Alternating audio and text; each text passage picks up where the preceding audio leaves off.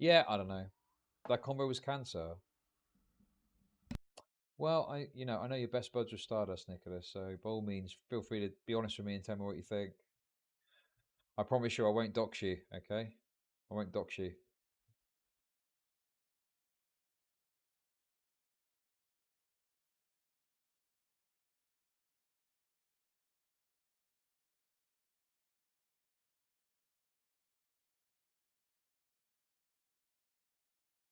Right, I need to try and get on the blower to Kingston.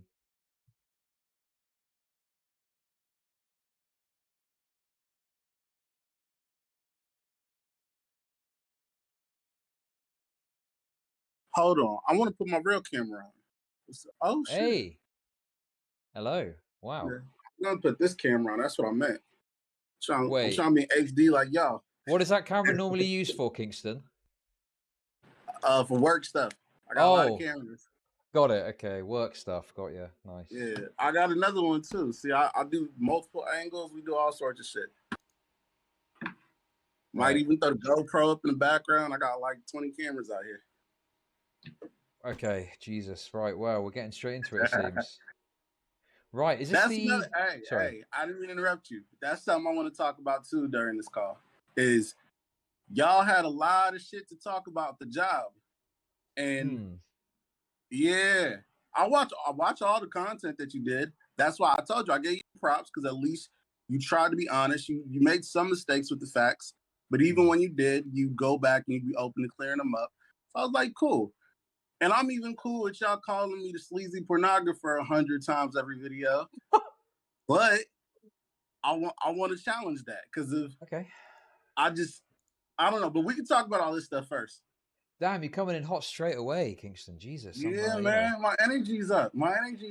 I'm feeling good though. I'm in a good ass mood. Let Well, me that's find a little tripod though. Let me put I don't want to hold this. okay. No worries. We'll just wait for Sick to get his camera on, I guess, and then we'll go from there. Okay. I'm still rock with you. I'm still rock with you. Actually, maybe I'll just hold it. I don't feel like running around this apartment. See, I was gonna put the green screen up and everything and shit. We was gonna make it a whole production. I'm trying to learn. Although, like, I didn't really want to benefit from this. That's why I was thinking maybe I'll just wait like a month before I start making any videos. That was honestly part of my reason for trying to just let shit die down. Is I hate the idea that people are like, "Oh, you did this for clout." Nigga, like y'all, that's y'all currency. Like, not even, to diss anybody because I understand, but it's like, this isn't my main job. Like, I had 0 videos on the channel. Like, why would I be doing this for clout? Like money comes first. And my main gig, I make money from that. Like, I don't know. That shit just that's the part that bothers me. Like, I don't mind people judging me for like shit that I do. I do a lot of shit that people that don't really approve of. Okay, Kingston. Right. Listen, you're already dominating this conversation as you dominate certain people, from what I understand. So, listen, I just want to throw something onto you just to get the ball rolling. Okay. So obviously, I think you kind of understand my position on this, but I do want to ask something that I think a lot of people are going to want to know the answer to, and maybe a bit more detail. So, you spoke in your original video about how something was happening, people were speaking, that led you to release the video. What was it specifically that made you decide to release the video? Okay, see, I've always tried not to be specific. Like, I feel like over time, it kind of got exposed what was happening because she started admitting to it. Like, she says to Tom, and that's why I kind of wanted Tom here. She's like, I used to tell all my friends this was the pimp. I'm like, hold on. Like, if you read the conversations, even if you see the video, part of the thing that was like, where I keep talking about, like, hey, you betrayed my trust too, is we had boundaries. My biggest boundary was, don't dirty talk me to nobody. I'm barely supposed to exist to anybody outside of you. So, hey, dog, don't kick my back in. We can go our separate ways. Anytime she fuck up, I threaten to just stop talking to her.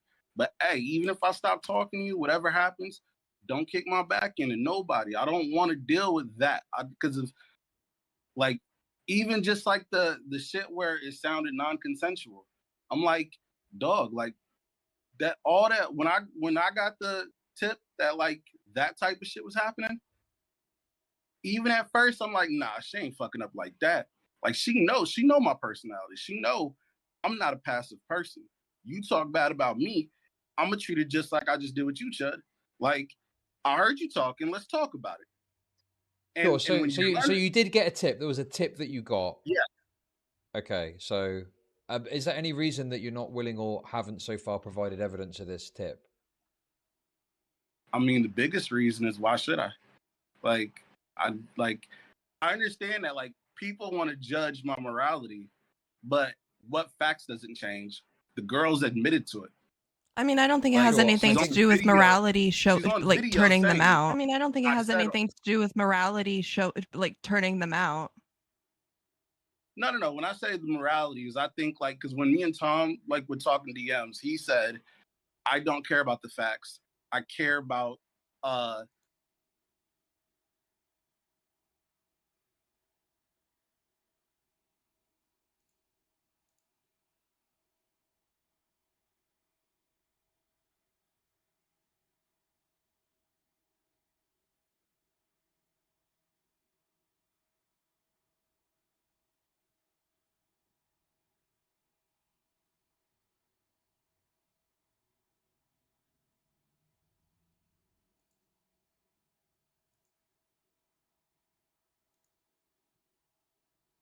Hold on, guys. I'm working on the sound.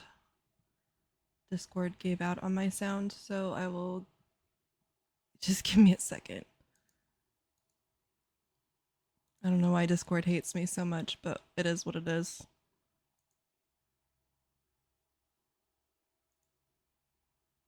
behind the scenes. But Chud, you seen like some shit that if I put it in that first video, or even if I threw it up on Twitter, the conversation would be different. That's why I threw up the camo thing, because I was like, hold on. These people don't get that I'm holding back so much. So let me show y'all what it looks like if I was actually being petty. Because everything I put in that video, I needed to have in the video. I needed y'all to see that it was her initiating the shit, the IRL stuff. So okay, I can accept some of that to a degree, but the big question I've got is, what was the reason for revealing the 6-man all black potential piss play gangbang orgy? Why was that so important? Because I felt like one of the things that was gonna get spun is it was gonna be like, oh, you pressured me into trying to get me to do things that would be illegal. And I'm like, nah, dog, you text me out the blue with that shit. So I made sure to put in where I'm asking her, like, dog, why are you always so desperate for money? Like, why you just be randomly hitting me up about like some shit like this? Like, I'm trying to get you to do OnlyFans, and you just randomly hitting me up with like offers that I'm like, damn, like, I'm not even gonna do this shit for free. Like, what are you talking about? Like, I got it, like, dog, like, it's her idea. Like, all the IRL shit, like, I'm not gonna run from it. Like, I'm gonna keep it a buck. Like, you come to me on some like, hey, I'm freakier than you acting, like, let me do some other shit. I'm not gonna run from it. I'll facilitate whatever and shit and take my cut. But I thought it was important for people to see that, like, who this person is and how aggressive they are towards me. Like, because everybody sees big black porn guy, oh, little white innocent girl. Everybody kept trying to spin it like she's just naive and dumb and blah blah. And I'm like, nah, dog. When I'm on the phone with this girl, she initiating all the crazy shit. Like, I'll say some regular shit and she'll come back with like the craziest return. And I'm just like, okay, make sure that shit's in the video so the niggas can see. And honestly, I will add something. I know I'm talking a lot of shit. Don't feel like y'all can't cut me off. Y'all can just interject. But I do feel like maybe I did err on the side of like putting too much in there when really I should have not put certain things. Like even like some of the Hunter shit. And keep in mind, I don't like the guy. Haven't liked the guy for a year. She knows how much I dislike the guy. So when I'm hearing shit, I'm like, all right, let me throw in some shit that'll let him know what I know. Because of this is some shit she ain't supposed to tell me. And I know she telling this, at least I can't say I know. I think she's telling this nigga a different story than what's actually happening. Now I know because we see her in public telling those lies and we see him repeating them, saying, please stop. Please stop. Y'all seen enough of the conversations where the idea that she ever told me, please stop, is absurd. But I think he believes that. I think she told him that enough that he genuinely thinks she was telling me, please stop, and I was pressuring her. So I'm like, all right, let me prove how disingenuous, let me prove that the way that she's kicking my back into you, she was kicking your back into me the whole time. She's telling me about how not satisfied she is in a relationship. She's telling me that you don't fuck right. She's telling me you don't edit the videos right. She's saying, like, she said, hey, and this wasn't even in the video. I don't even know if I said this. Like, we tried to use this nigga because I feel like she kept feeling weird about cheating. So our kind of getaway with it was, let's use this nigga. Let's let him participate. You know, if this nigga is like, I'll tell her, like, shit, fuck it. You use him as your dick. You know, the whole time I kept telling her, don't break up with this nigga. You break up with this nigga, because she always was talking like first it'd be like, oh, the marriage seems so perfect and blah blah blah. But it's like, the marriage is so perfect. You not on the phone with me, telling me how much you would like to get passed around by me and my friends. I don't believe the marriage is perfect. Sure. When yeah, no, yeah. I just one thing I just want to say, because I appreciate where you're coming from when you're saying you kind of don't give a shit about what people think about like your morality, but surely you can understand though that because of the perceived extensiveness of what you released and the fact that the initial video wasn't blurred enough even by say YouTube standards, people are going to look at that and think negatively. I want to interrupt you for 1 second though, because I can't let that pass. Because go on. Y'all be is that how it's gonna be? Is Chud talks for 2 seconds or one of us? No, it's okay. It's okay. No. Y'all can interrupt me. I just want to throw one thing in there. Please. So the two guys in here, y'all keep saying some shit that it's the most annoying shit.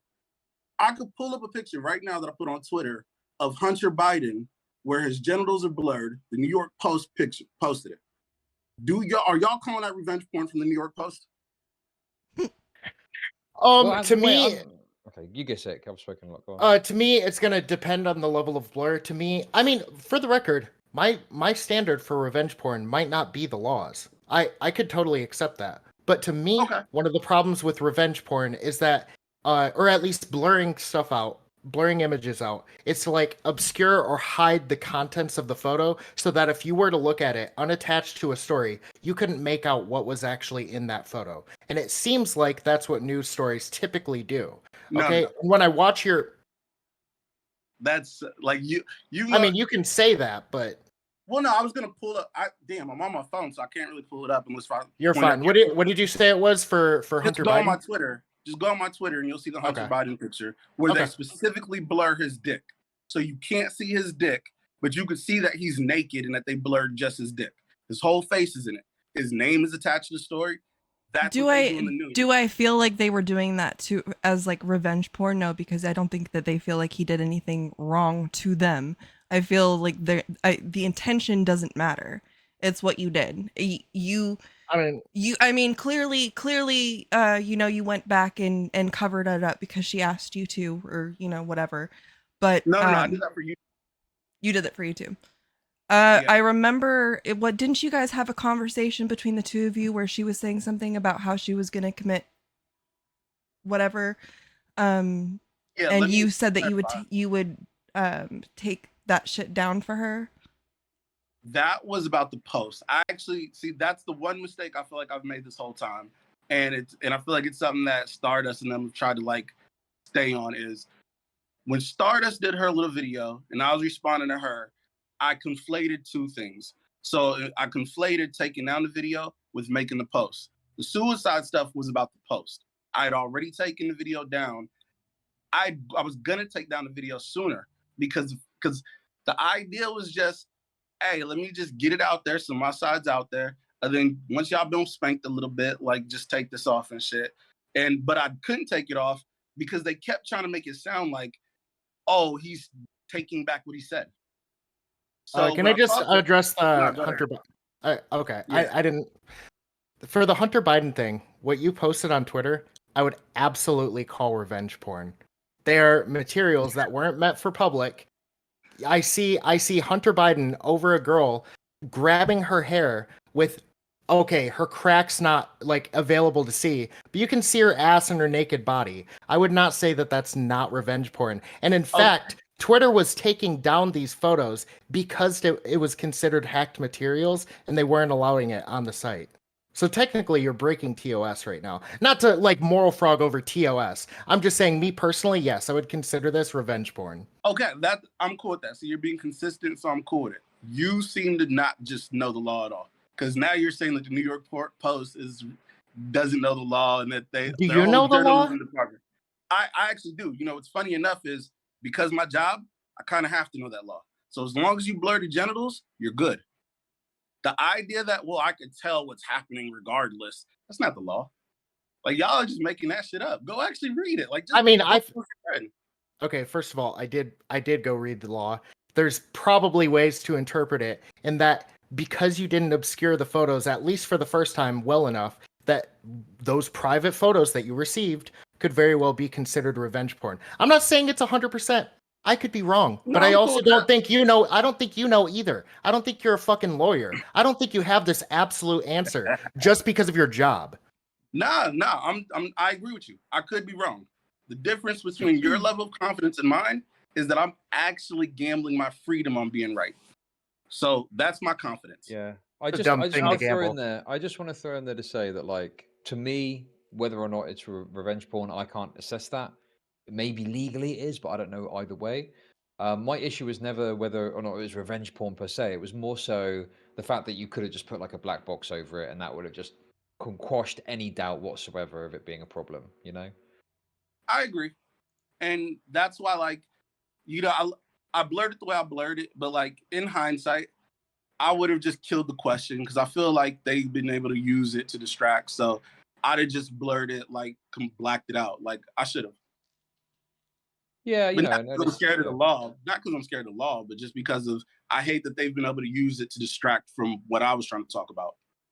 Yeah, precisely, because they've kind of pointed to that to call you like a perpetuator of revenge pornography, which has then led to them pushing this idea that you were coercive. So, yeah, I mean, I don't know. Other than the kind of the reason for the video coming out and the extensiveness of it, I don't really know if I've got much other criticism to levy. So, Ginger, I don't know if you had some disagreements or issues with other actions you wanted to address, or.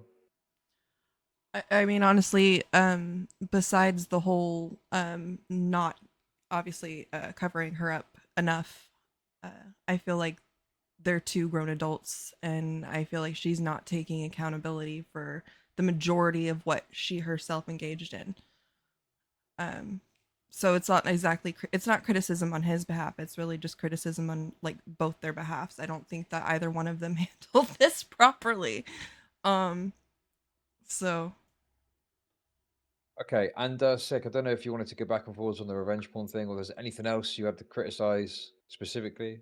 Yeah, you brought up something earlier, which is like, well, as far as like why you released the video, yeah, I kind of actually do want to see that proof. I think it's strange that you are so willing to show everything except for that little snippet of information. And it sounds like from the way you're saying, like, why should I show it? Why do I need to show it? It sounds like you have that proof. And I think it's a big fucking deal because frankly, it speaks a lot to your character and whether or not people should like really assess your story in a way that's like favorable to you. Because if you're just doing this shit out of revenge, I mean, first of all, it doesn't speak well for the photos situation. But second of all, it just kind of like seems like you're probably just going on this fucking crusade. And you kind of admit as much when you say that, well, let's see how petty I can get. But the reasoning you gave for why you got petty is just, to me, it's bullshit. Hold on. When I said how petty I could get, that was specifically about the hit piece and them lying about me repeatedly. That had I must have missed that. So why did you do with the original video? Okay. Okay, so let me get the time. Do you have proof of the? Yeah. Do you have proof of somebody like tipping you off? Not just her admitting to telling friends about the situation. That you're specific. See, I feel like we're looping. Like now you're saying the thing that I just answered, where it's like you're saying, well, my moral judgment of you will change. I don't care about your moral judgment of me. Like, that's never going to motivate me to do anything. That's what you're being judged on. You don't have to like it. No. You can have a problem with me calling you a scumbag, but that's part of why I'm calling you a scumbag. So yeah, if you have a problem with me saying that, yeah, you're gonna care about that fucking judgment. I don't mind you thinking I'm a scumbag. Like, if you're saying, hey, my issue is you went overboard, you heard a little something that wasn't even detailed enough, and you just went crazy. I don't give a fuck. That's exactly what I did. I'm not hiding shit. Like, yeah, it wasn't even specific enough where I was sure. But if I'm hearing anything from that side, and then I call you or I text you, and now I can't get a hold of you for you to explain yourself, I'm assuming the worst. And I'm going to treat you like you 100% guilty. Because of why the fuck ain't you explaining yourself, nigga? Why you acting guilty if you're not guilty? I gave you a whole week to explain yourself, and you ran like I was the police. Nah, nigga, you guilty. Not communicating with you is guilt. It's a sign of guilt. What are you talking about? Hold on. If I lend you my car, and then I'm hearing, hey, that nigga crashed your shit, dog. So I try to call you and be like, hey, why niggas telling me you crashed my shit? And you won't answer the phone for a whole week? Hell yeah, you guilty, nigga. What you talking about? That's my assessment. Maybe y'all think differently. Okay, just so I'm not crossing any wires, because I already messed up at the beginning of this. What are you accusing Carissa of specifically that caused you to release the video? Just real quick, so exactly what she's basically admitted to is she was running around telling her friends and her husband. No, she was telling her friends and her husband that I was basically a sex pest who was trying to sex traffic her. Like, nah, nigga, we not finna just let that ride, nigga. What are you doing? Like, I don't care what's going on in your house and y'all got a messy divorce going on. You don't get to make niggas think that I'm a sex fucking pest. Like, so if there's some troll on the internet saying that I'm saying that shit about you, and we had private DMs, you would just totally find it acceptable to release those DMs? Yes. If you're the only person that I ever talked to, and you're the only person that's supposed to know I exist, then I know it came from you. Who else could it have come from? Did it happen to like cross your mind to maybe just send Hunter this stuff as opposed to like posting Hunter's not even supposed to know who I am. If Hunter knows who I am, then you already in violation. That was part of our boundaries. He said she was talking to her husband. Are you saying because she didn't, you were under the impression she didn't identify you specifically? Yes. The most she was supposed to ever tell her husband is that she was getting help from somewhere. I feel like there's a level of retardation going on and not acknowledging the fact that if she's telling her husband that she's interacting with a guy who either is a photographer, is giving her advice for OnlyFans, or something of the sort, that he's not going to want to know who that guy is and isn't going to know. Like, hey, did you just assume that was the case? No, I did. Like, honestly, I assumed that, if she's lying to... No, I'm keeping it real. I assumed if she's lying to me, if she's lying to him, she's probably lying to me. But I don't care if she's lying to me because this isn't my wife. Wait, so as long as you don't tell the lie, as long as you don't kick my back in, it'd have been cool. Like, if she'd have just kept it with like, yeah, this is who we was, whatever, but didn't tell any of the lies, I'd have just been like, whatever, just don't talk to me no more. Because that was always my threat. My threat was always, you violate our boundaries, I'm just going to erase your number. But at the time, okay, you're using Carissa's testimony in this drama to say that you were like proven right about your assessment of what you were told, right? But the problem is you can't justify your actions based on shit you figure out or get proven after the fact. Was I right or was I wrong? It doesn't matter if you're right because you don't know you're right when you release that video. You know you don't know you're right. You know that. Okay, stop. No, I disagree. Okay, no. Wait. Before you spin a word salad, give me a second.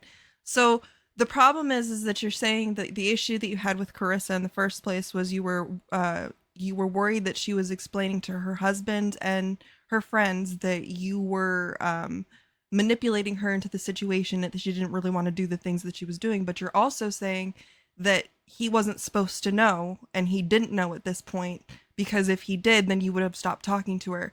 So it has to be one or the other.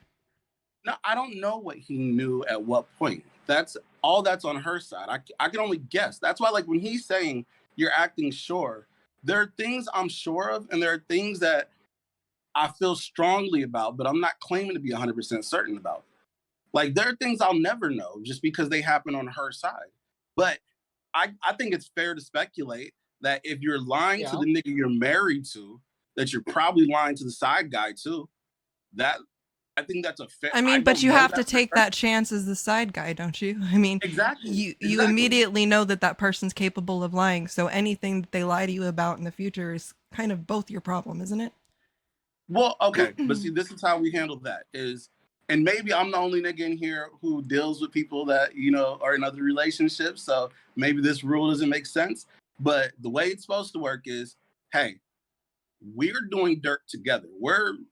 So you could, obviously you're gonna lie. Like, if you get caught, you're gonna pretend it was something that it wasn't, whatever. And then we'll stop doing what we're doing, and that's fine. Like, it's fine as in, like, I'm not gonna seek revenge or trying to do anything. Like, I'm just gonna disappear on you. You're not the only girl I'm talking to.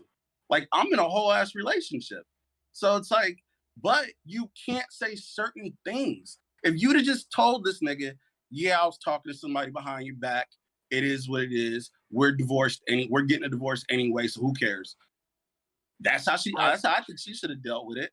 And instead, you're like, oh, this nigga's a whole rapist ass nigga, so you can get out of it. Like, so was there proof? So at this time, explain go ahead. The logic going on here. Your logic is that, okay, well, I mean, because you fuck with other women too, right? So if you're having problems with her, you're just gonna, like, cut her off, disappear. It's not that big of a thing.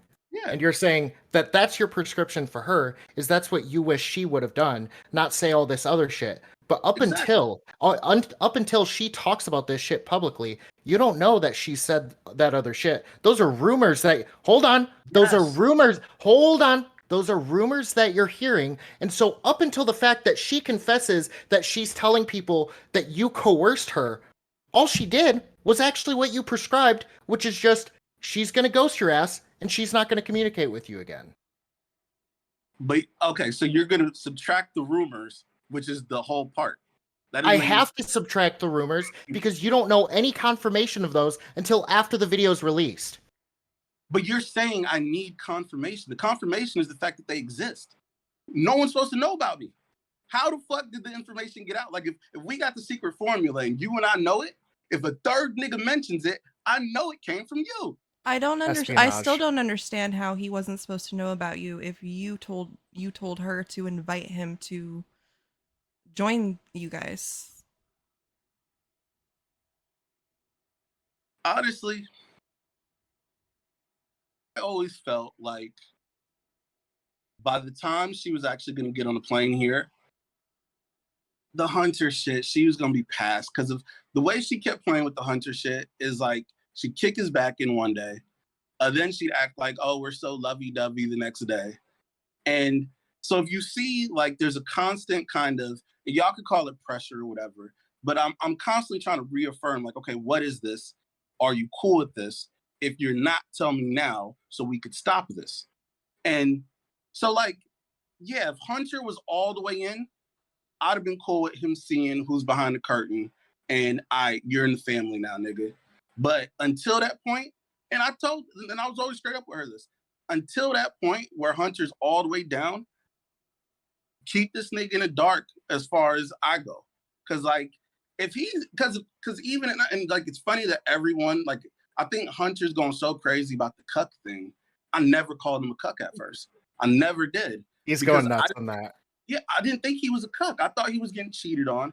And I thought the girl felt like, damn, I don't really want to be cheating on him. So I'm stressing. I'm going both ways. So that's why she was trying to, let's make it an open relationship. At one point, I was even saying, I'll send a chick to him to seduce him. And then once he starts getting some pussy, he's going to be more cool with you getting some dick. And, like, she was like, oh, bingo, that shit makes all the sense. And let's do it. And it's like, so if he, like, as much as I dislike Hunter as a person, I don't think he's not salvageable. I could have fixed him. You know, I like, come on, like by sending him a horde of that was, fuck. like, What? 3 months I'm ago. sorry, but Like, both you and Carissa sound like absolute morons in this, and it, like, I feel bad that Hunter's the one catching all the shit, because seriously, like the shit that I read between the two of you, the thoughts that you guys came up with is, it's literally like Pinky and the Brain coming up with, like, you know, ways to rule the world. Like I don't mind you saying that, because honestly, like, yeah, like I felt like Hunter was getting the short end of the stick. I don't give a fuck. I don't like that guy. Who cares? He's not on my mind. I think he's just got the short stick. That was the problem, right? Yeah. Well, he's only got Anyways. one. I was offering like a bunch of them. Like, No, I don't think that it was. I don't think it was up to you to Sorry, care Chad. about Hunter's feelings. I think that was totally on Carissa to care about Hunter's feelings. You're out of the relationship, has nothing to do with you. But as far as it's concerned, I just think I think the whole thing is absolutely ridiculous. But I do think that you did it as revenge. I don't know if it's considered revenge porn. Okay, hold on. What are you claiming I did it revenge for? Because you thought that what she was doing was going behind your back and talking to Hunter and telling Hunter and her friends that that you were coercing her into this and you were being manipulatively abusive. So what you did was you counteracted that by saying, well, fuck this bitch, and you slapped like as little amount as you could possibly get away with on something and you posted it. Do I think that you did it lazily? Maybe, but I can't tell. I don't know you enough to say whether you did it because you were doing lazy content and you just wanted to get it out there, or you were like, well, I'll just get put the minimal amount as I possibly can and see what I can get away with. Wait, my fault. I thought you were saying why I made the video. You're talking specifically about the pictures.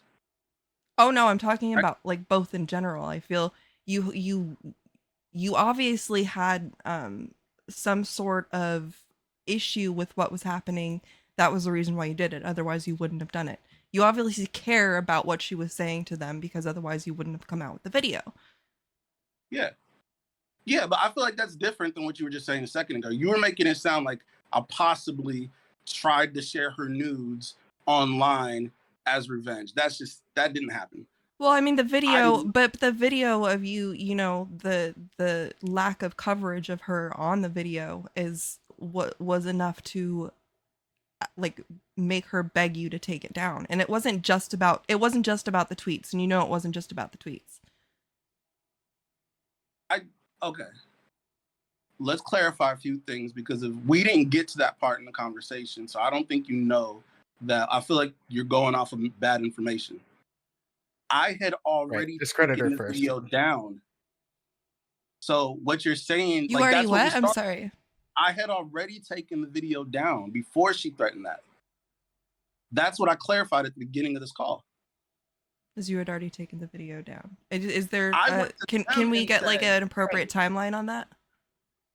I mean, I can't look at the dates, etc. But I had, like, obviously when the video first went up, she starts blowing up my phone.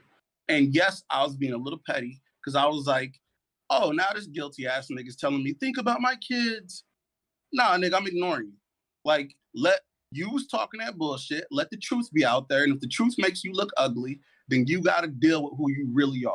I didn't make you say anything you said. No one forced you or held a gun in your head to cheat on your husband. So, yeah, like, I don't think that's revenge. If you lie about me and I put the truth out about you and everyone laughs at you when they see your truth, I don't think that's revenge. But I understand y'all calling it that. As far as the pictures, that's why I'm saying I regret not blurring it more, just because of it's taken a life of its own, where I thought I blurred it adequately because I went by the law. I went by at least what I think the law says. Can I read you the definition for revenge? Because you're describing it exactly. The actions of inflicting hurt or harm on someone for an injury or wrong suffered at their hands. But that's not what I was trying to do.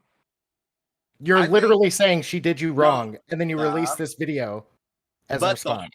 But the harm isn't me trying to, because I felt like some people are going to see it and think, hey, she's not in the wrong. Some people are going to, I thought most people would see it and say Hunter's not in the wrong at all. I thought I was probably going to take more heat than she would, but I'll take, like, you see my personality. I'll take all the heat for being a nigga who's about to fuck a nigga's wife, for being a nigga who told as the side dude what you're not supposed to do. I'll be a nigga for everything that actually I did. And hey, let's put up what both of us did and let all of these niggas, let's just bask in the light. And if the harm comes, that's out of my control, nigga. But it's not like, I think revenge would make more sense if I tell the truth on a nigga because they lying on me. I've never heard that called revenge before. Like I've never heard that called revenge before. So first of all, she's apparently telling people in private that you're a sex pest or coercive, whatever the fuck she's saying. I don't want to quote her or anything. I don't know her exact words, right?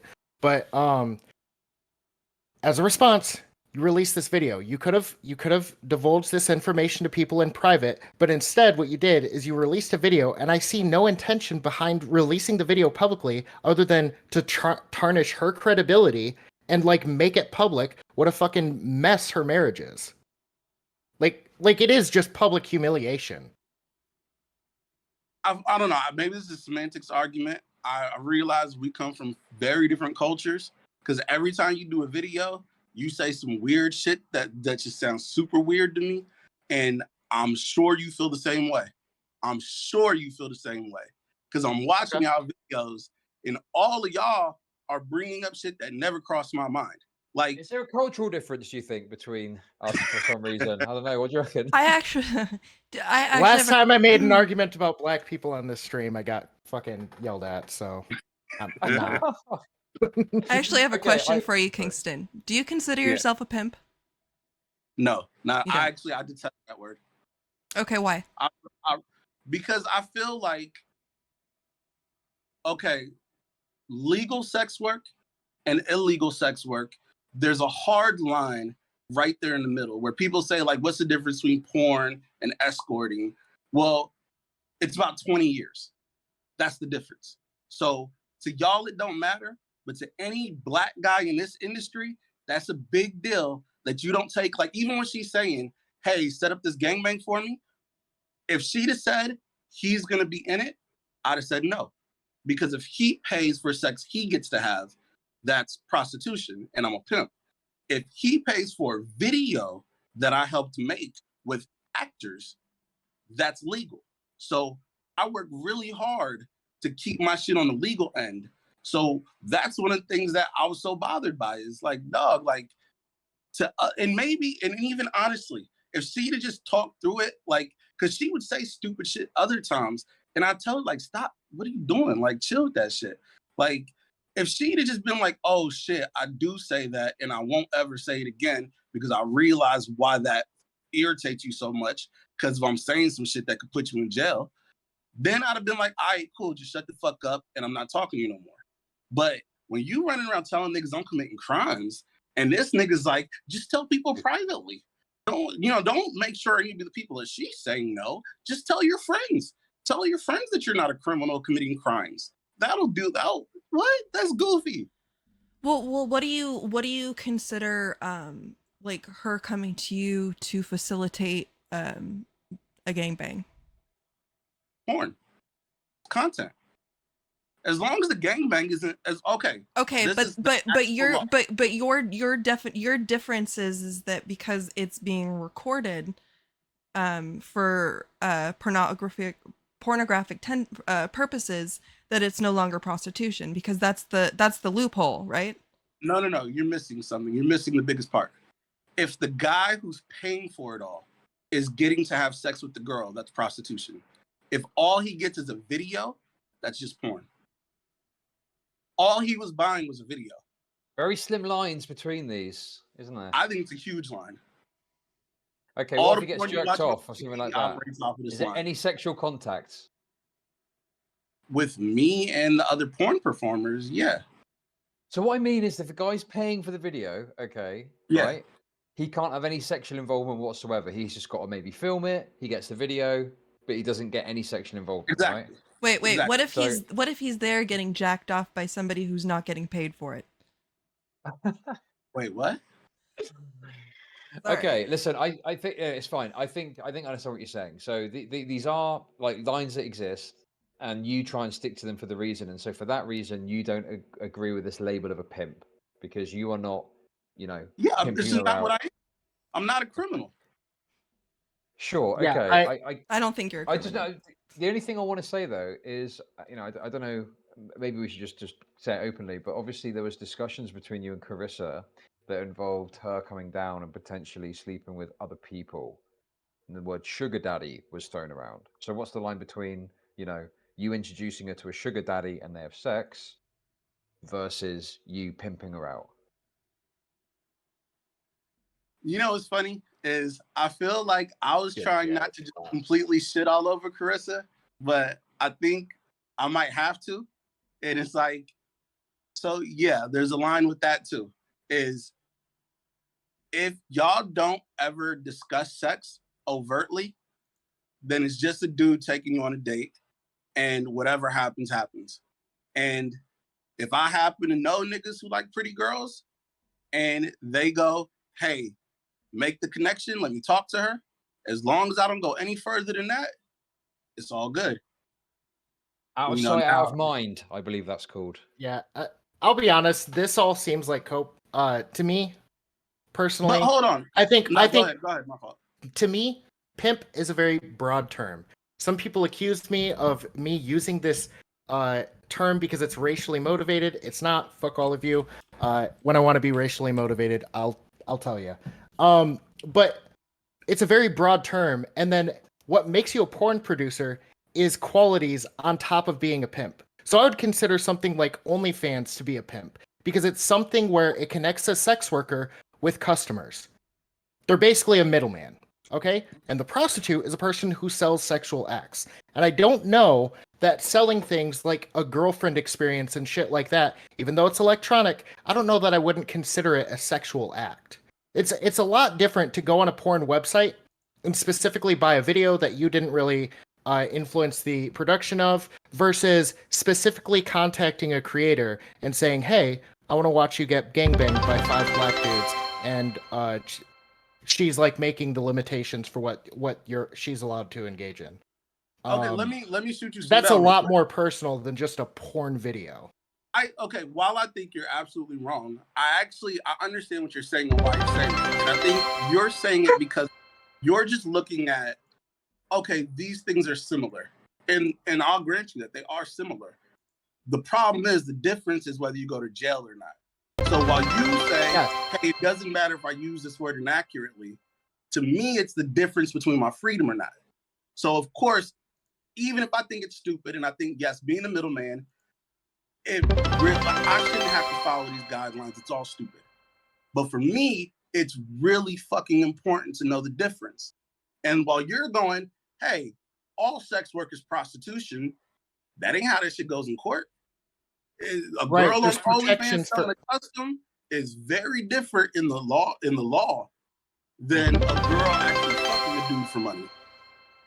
Yeah, engaging in certain types of qualities of on top of prostitution gives you like certain types of protection. So if you're videotaping, that would be like something that would offer you some level of protection. And it's not like the porn industry isn't regulated. You can do illegal things in the porn industry. They're not pimps. They're just they've got rules. You keep using the illegal word. It's like you keep saying abortion is murder. Is abortion murder? Huh? It's killing a nigga, but it's not murder. Because murder, it's also a controversial issue, much like legalizing sex work is. What about digital pimp? What I'm specifically talking about is words have meanings, and if you use a word that specifically means the illegal version, then you have to use it only when talking about the illegal version. What about a digital pimp? Are you a digital pimp? What's a digital pimp?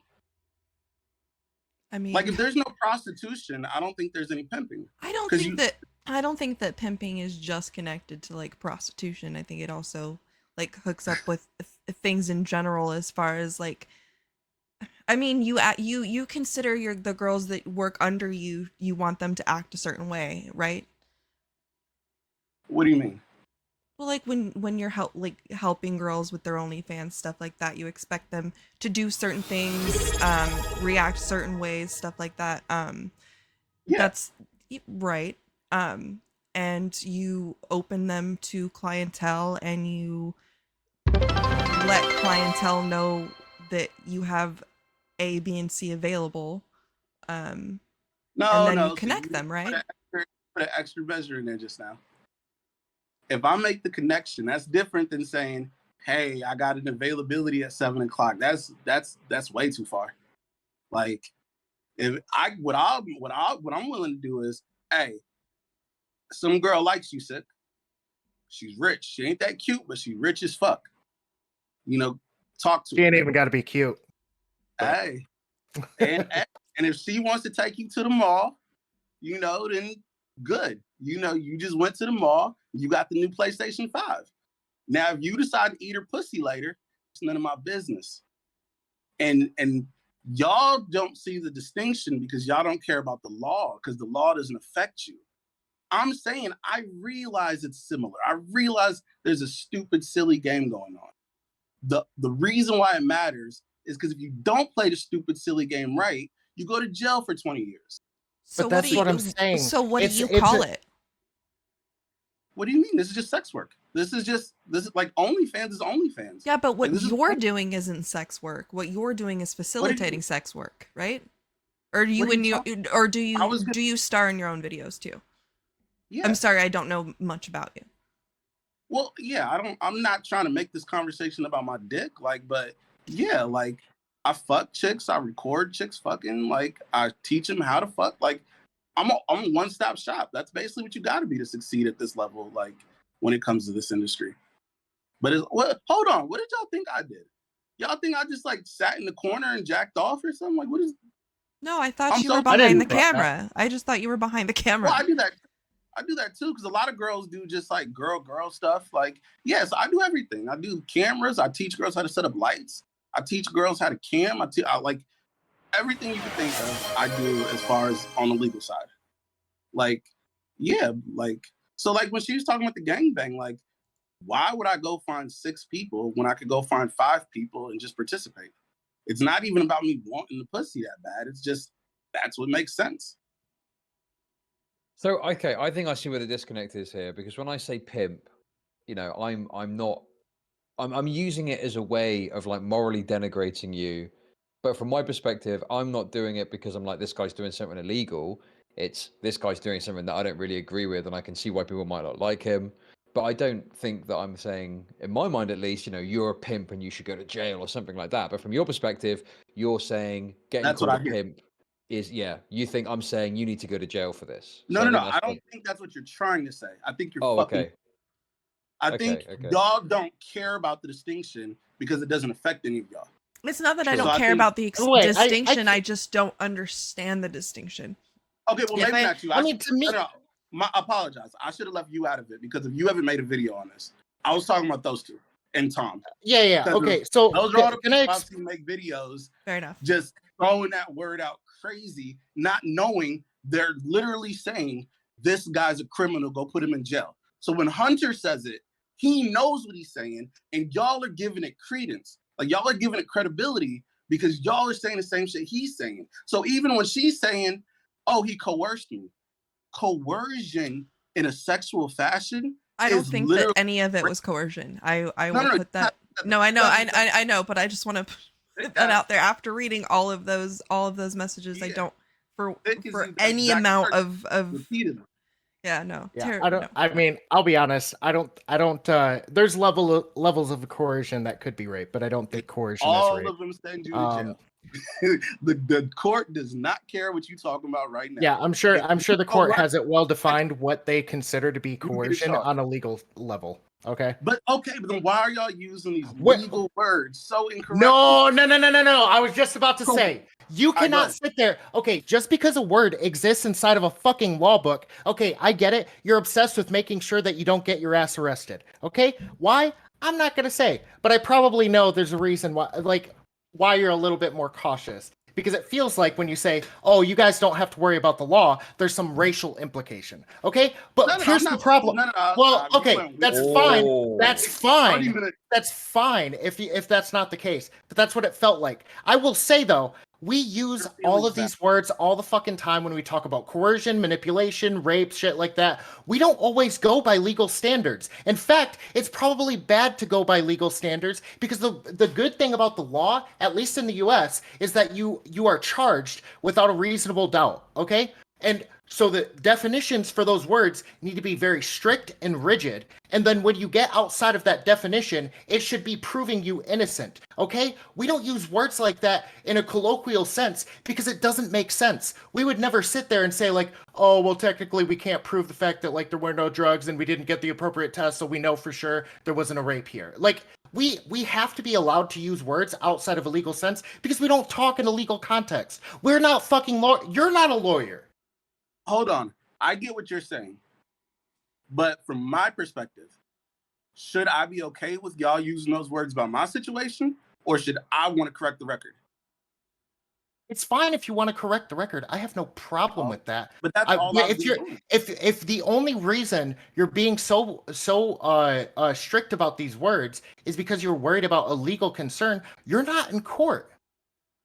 I am. See, that's the part you don't get is you think that whatever you say just doesn't mean anything.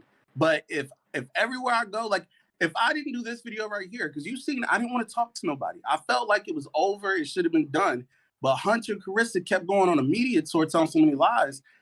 So now I have to talk because of so many people actually are buying that bullshit. They really think, oh, this nigga was basically trying to rape this chick. Like she bought a ticket to come here. And she's making it seem like she was scared to come here because if she got off the plane, I was going to kidnap her or something. Y'all telling me that's not something I should step out in front of?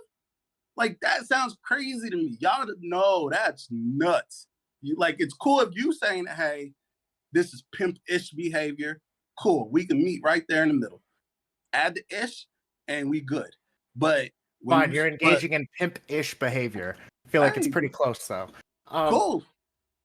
But yeah, I'm going to be really anal about the whole legal thing because yes, when you say you're in court, but you're in the court of public opinion, and no offense, but people say that you're a fucking pedophile if you're 20 years old sexting a fucking 16-year-old. People do not care about legal definitions. They just don't. They just don't. I'm sorry.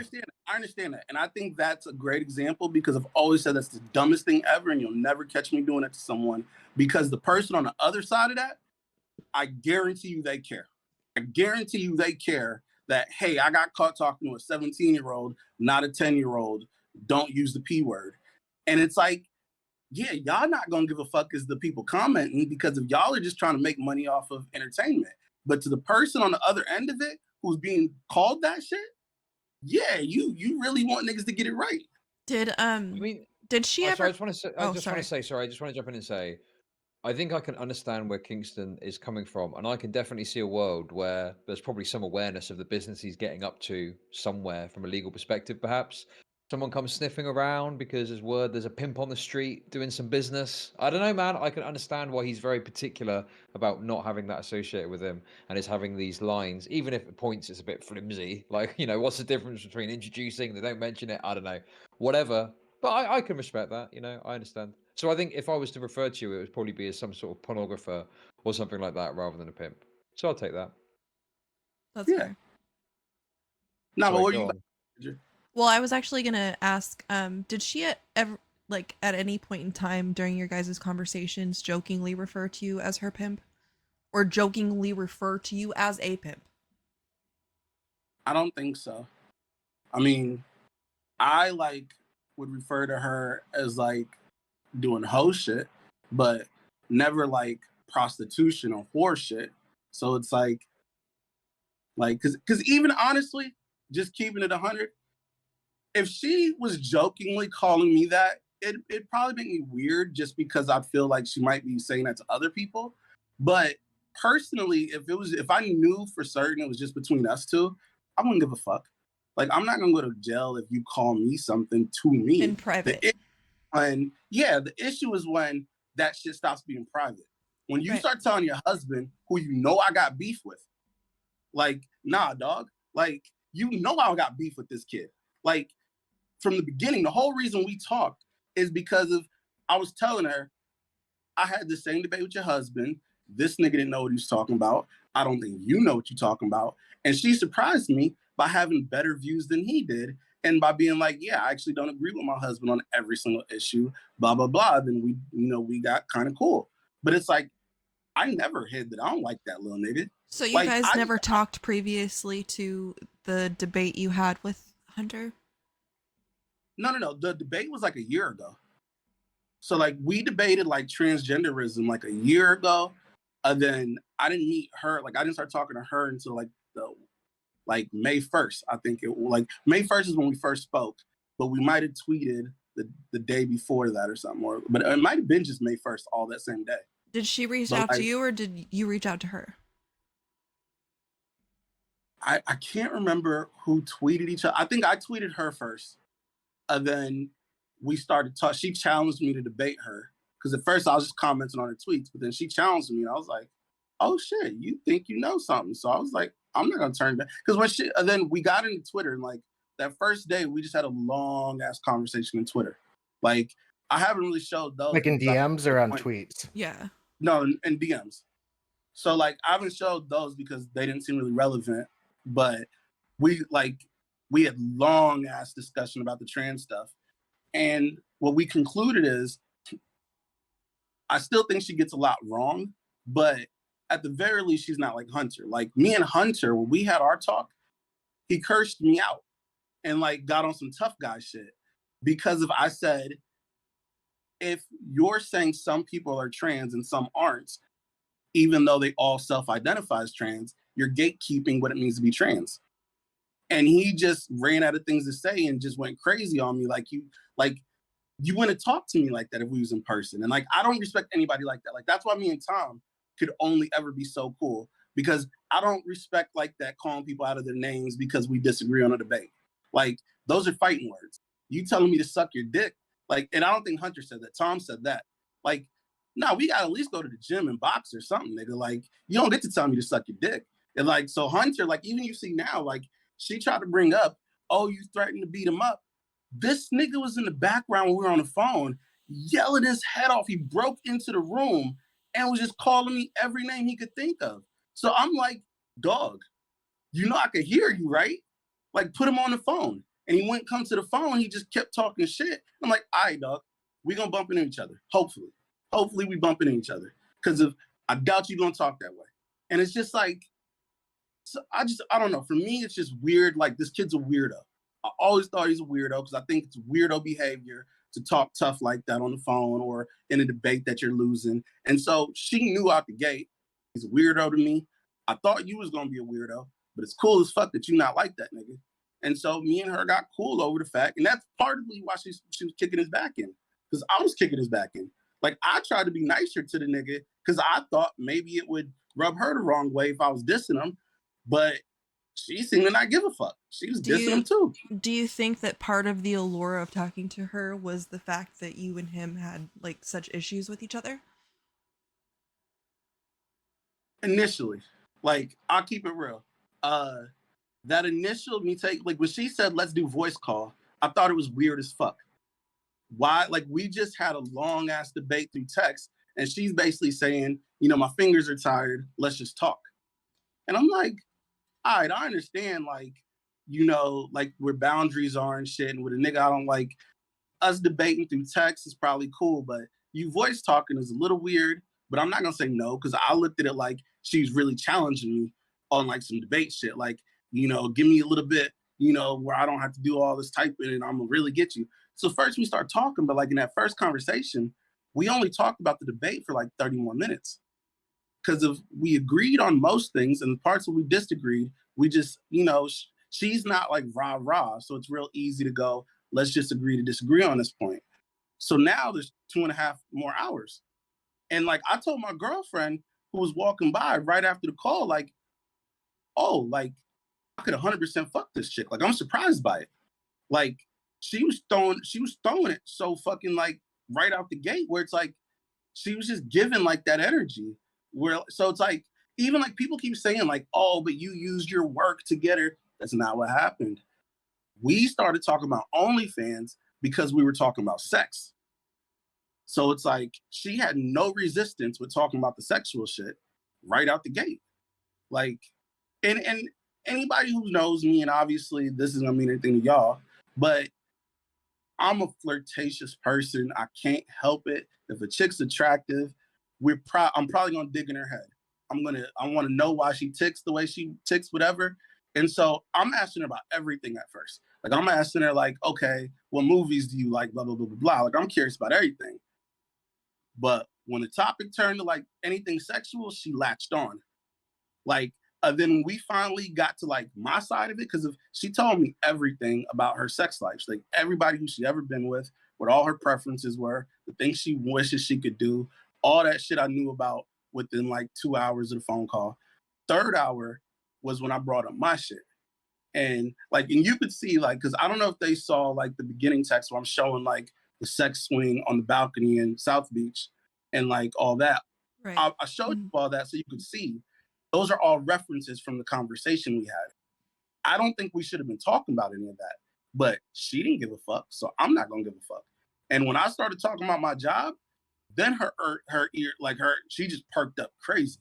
Like, oh shit, you do what? You've done what? And I do feel like, yeah, maybe she was being like, she was trying to use me because of that. Really, like when it got to that, at a point, it felt like she was all consumed by this. Well, I mean, you guys were using each other at that point. Yeah, but that's my whole point is I don't have a problem with being used as long as we're being like, hey, tell me what you want to use me for. Let me agree to it. And I told her everything. Like even she brings up this conversation where I told her, I was like, hey, I'm gonna be 100 with you. Like these are the things I'm using you for. If you're not cool with it, let me know.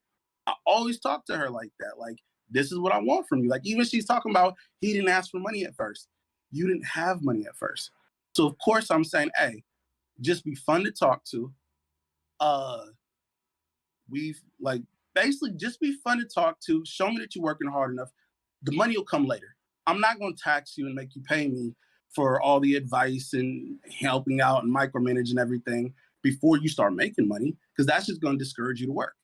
Like, I like to show chicks, let me start making you $2,000 a month.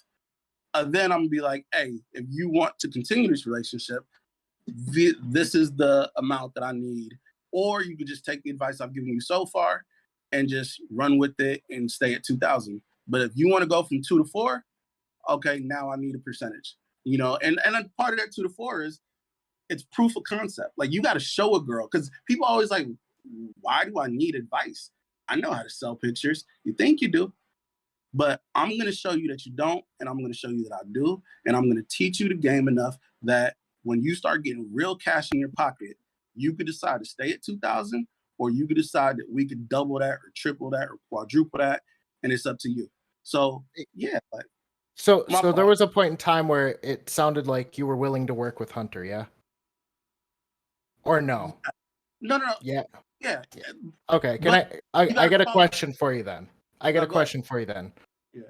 Can you start giving me some OnlyFans sex advice? Because $2,000 a month sounds really good.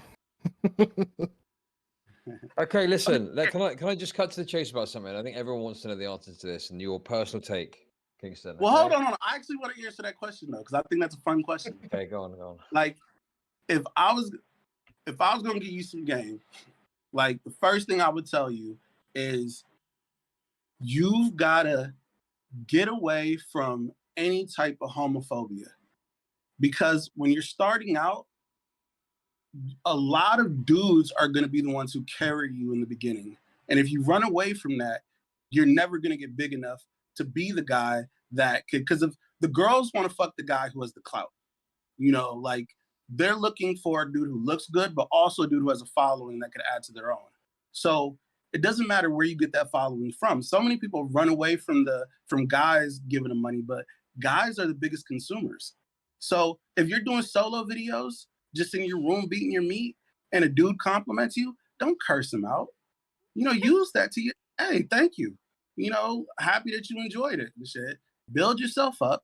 Then all the women are gonna start coming, and that's when the flood happens. Is when those sexy ass big name chicks start going, oh, he's popping. Let me go get him some pussy to make content. So yeah, I know what yeah, the fuck I'm doing. yeah. It'd be like an OnlyFans girl being like, okay, you can subscribe to my OnlyFans, but only if you're a hot guy. It's like, well, no, the people probably, yeah, I get it. But dudes are so weird about this shit. Like they're so weird about homophobia. Like, Okay, So gay do you OnlyFans also account. take Got it. on male clients? I had one when I was in Miami because of I worked around a lot of like trans people, gay people, etc. So like I'll do like work, like I'll film something for somebody. But my experience with guys, and I've tried to have different male client, like male performers work underneath me. They never act like they're supposed to. They just don't. Like I got a friend, his family friend, all this nigga does is work out. All he does, work out and try to fuck chicks. So I thought he'd be perfect to put on. But I'll bring the girls to him, he'll knock them down, but he won't do any of the work.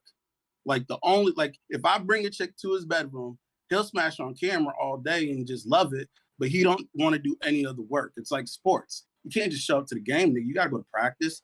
You gotta work on your jump shot. There's a lot of little shit. Like that's what Carissa was doing. Like Carissa didn't want to do OnlyFans. She barely did OnlyFans. Like she'll tell you, she only had a few subscribers on there because she was so short-sighted. She was like, where's the big money? So she kept coming to me with like, hey, this nigga says he'll do this for this. And I'm like, follow 40 porn stars on your Twitter account. Build your Twitter shit, dog. Like, do the work. Stop trying to cheat and go straight to the end where you get to make the big money. You gotta grind this shit out. Dudes never want to grind. Dudes just want to fuck chicks. They don't even realize it's a job.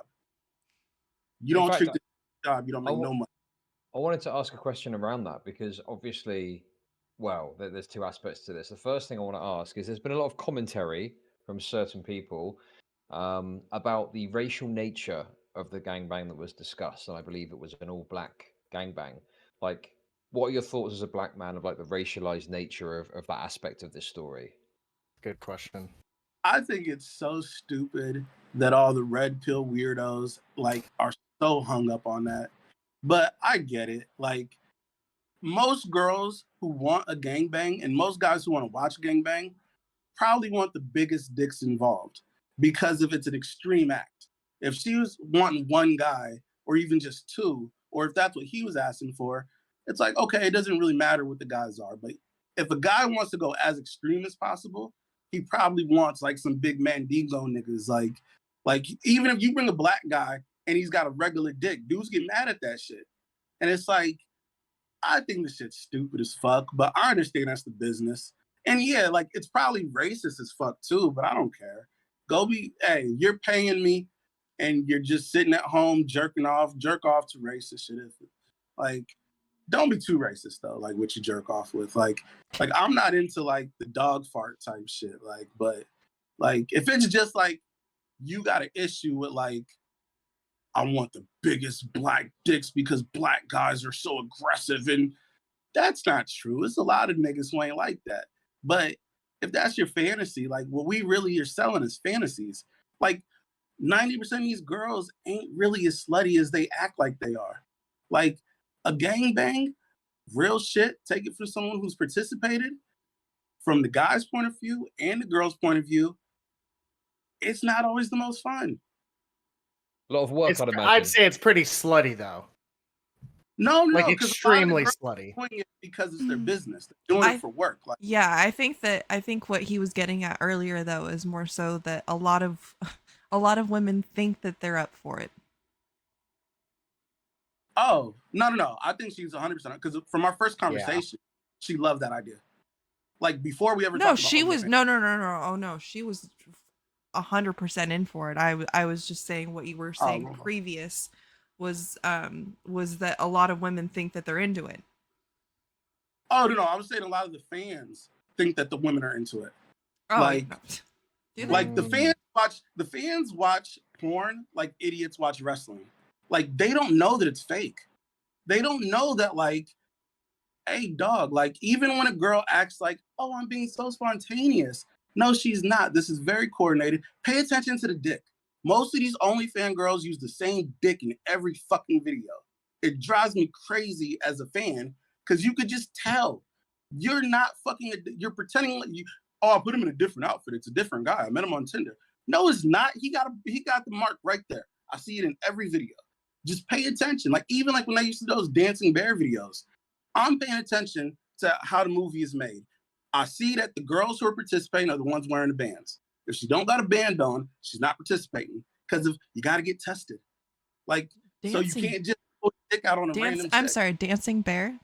I really didn't want to ask about the fart thing, but I have to ask about My the friend dancing told me bear. about that. My friend told me about that, but I'm sure Kingston knows more than I do. Well, yeah, it was just a company in Miami where it's CF&M, like covered female naked male, and it's basically like a whole like a bachelor party, but like 50 girls in there, and then like a couple dudes come out and basically like shake their dick, and like the girls will like suck them off and play with it, like and Chippendales kind of shit, but just way raunchier. Yeah, and they make it, but see, the idea is you make it seem like it's like some random shit, and that's the get. Like people want to see it that's not supposed to happen. Like, oh my God, Will. But it's like, look at her wrist. If she's got a band on, it's already negotiated that she's going to participate. What you really want to watch for is, does one of these bitches without a band get crazy? Because now she's doing some shit she might get in trouble for. And that means she went for it. Like she got drunk off the dick. Like but I digress. No, sure. I mean, I think I've seen a video, or a friend told me about this video one time where this woman, participated and seemingly didn't have an agreement to, and it was very awkward for her when it finally ended. But anyway, that's besides the point. So okay, the gangbang part of this people are interested in. So I just want in your headspace, okay, this person's messaging you about setting up this all black gangbang with potential piss play. What's going through your head? How do you feel about that? At the moment, I was like annoyed at first, like just keeping it a buck. Like that's why I made the comment where I was like, why are you always acting so desperate for money? Because she says she gets paid like a lot. I'm not gonna put that part out, but like she says she's got a great paying job. She gets paid a whole lot. Hunter sort of works, no shot at y'all. But I was just like, dog, like she never wants to do the work. Like that's why I was like, this shit might not even work between us because of, I'm trying to get paid at the end of the day. I'm not going to charge you up front when you don't have money and discourage you to do your shit because you need to see success to want to most girls who quit and people give these dumb stats, it's because they started and they don't make no money in the first month, so they just quit. That's what's weighing down the numbers so much. So I'm not going to charge her that first month while she's just getting her feet underneath her. But I need to see you do the work. I need to see you show up to practice. That's why I kept bringing up, at least follow some bitches on Twitter. You have to use your Twitter as your promo and really interact with people. You don't so she did it for a week. Now I don't want to do that. She started camming and that was working really well. So now it's like, fuck OnlyFans. This is quick money. And then even with camming, you start getting offers and dudes start offering you bigger money. And she was always on some like, oh, I just got this offer.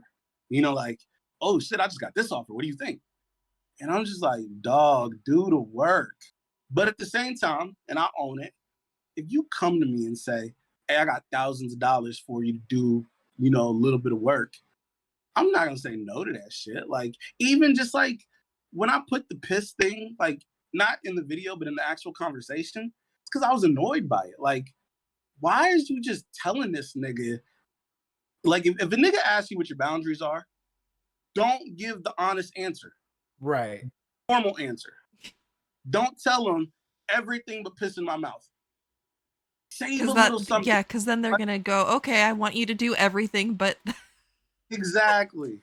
And can it's I just say, it seems like maybe you have some logic to describe why this might be annoying for you to like be in on setting up a gangbang for her to like videotape for another person for thousands of dollars. But you were just saying earlier that you have no problem micromanaging and helping girls with their OnlyFans accounts up to the point that they're making $2,000 a month. It feels like the work input for that is a shit ton more than the $1,000 gangbang. No, I mean, because this is how I always look at it. Is like the way I work is I'm going to help as many girls to learn how to fish, hoping that as they learn how to fish, I only have to micromanage at the beginning, and then it's about maintenance. And it's about long-term money instead of trying to hit a quick lick. So everybody comes in and tries to hit a quick lick. And they don't realize you're going to spend so much effort trying to find that one huge bag, where if you'd have done the work, it had just kept building slowly. And 5 years from now, you'd have been sitting on hundreds of thousands.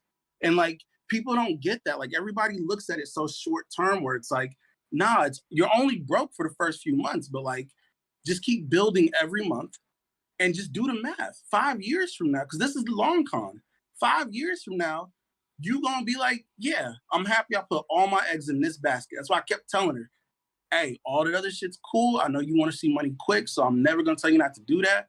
But OnlyFans is your main girl. Fuck all the side girls you want, but don't ever break a date with your main girl. That's now you hustling backwards. Part of the reason I can have a girlfriend for 16 years and it's not an issue that I fuck other chicks is because I'm never mistreating her to go fuck another chick. So it's like, if I started doing that, then yeah, my long-term relationship, which is the most fulfilling, that's what you're risking. And it's like, I try to stress to everybody, the quick money is cool if they throw it in your lap, but if you're gonna put in effort, build the house. Nigga, like brick by brick, little by little, build something that could sit there even when you not having to do all the extra daily work. You know, when you have 100,000, you ain't gotta add 40 porn stars a day no more. You good. But on most girls don't succeed on OnlyFans. Well, you explained that earlier. Is that they quit in like the first month. No. That's not what I'm saying.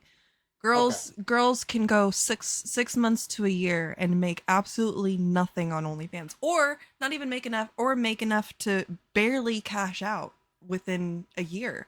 I know plenty of women that have started that do pretty much everything you can possibly ask for. Gorgeous women that aren't making shit on OnlyFans because it's saturated. So to say that you can guarantee them making a certain amount of money for a certain amount of time. I didn't say guarantee. You added that. Okay, but what do you offer them besides what they can do for themselves? Do you just keep them motivated, like a gym coach or something? I feel like y'all are asking for more free game. Like, okay, so let me answer the question. You know that's not true, though. You know, no. You know that's not true, though. You know that's not true. No, she's taking all your advice right back to Twitter. I do feel like you're telling. No. I do feel like when you're saying, "Tell me your secrets." I'm not asking you to tell me your secrets. I'm saying you're literally just saying, "Tell me what you do." No. I'm saying what's the difference between what you can bring them versus what they bring themselves? Like, I'm saying, do you help them with like renting equipment? Do you bring the people to them? Like, how do you do it? Do you advertise for them on your own OnlyFans? Like, so I've been in the business in some form for at least 15 years.